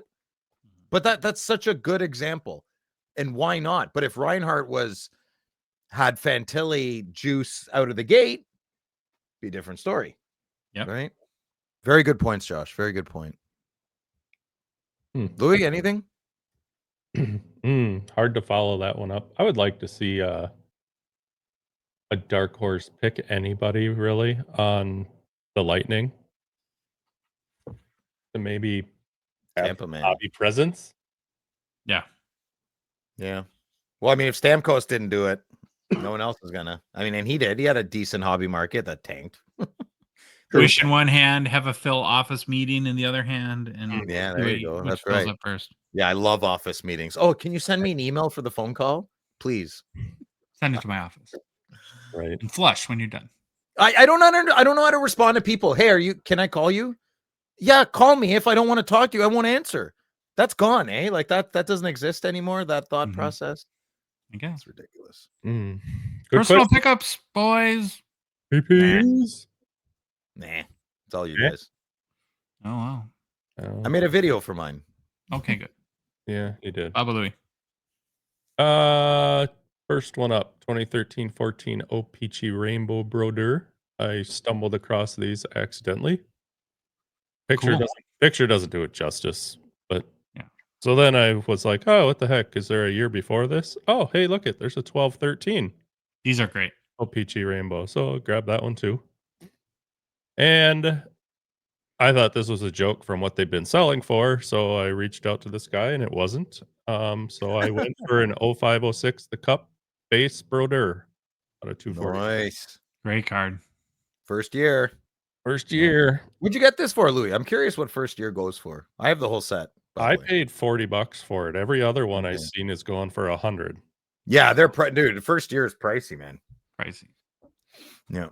So I actually sent him a message at first because the way it looked in the eBay listing, the way it was laid, it looked like the word upper deck and only, this isn't the same card, but like for example's sake, the 1 out of the serial number there was like no foiling in there. And I was like, is there something wrong with this card because of that? It doesn't look like it. And then he sent me another picture kind of sideways, and no, it was good. So I was just jumped on it because of what everybody else was listing one for. So nice. See, I had one card. You did. Kind of against my better judgment. I'm so prospecting so dumb, but I So really do you want my silver outburst then? You want to trade for that? If you're buying Dustin Wolf now? Well, I kind of have been a little bit. It's as much as I like Wolf. I like this card a lot. And honestly, there was like 4 hours left in the auction. I bid $85 and it's a 23-24 Metal Universe. It's the Wolf, the 97-98 Retro PMG.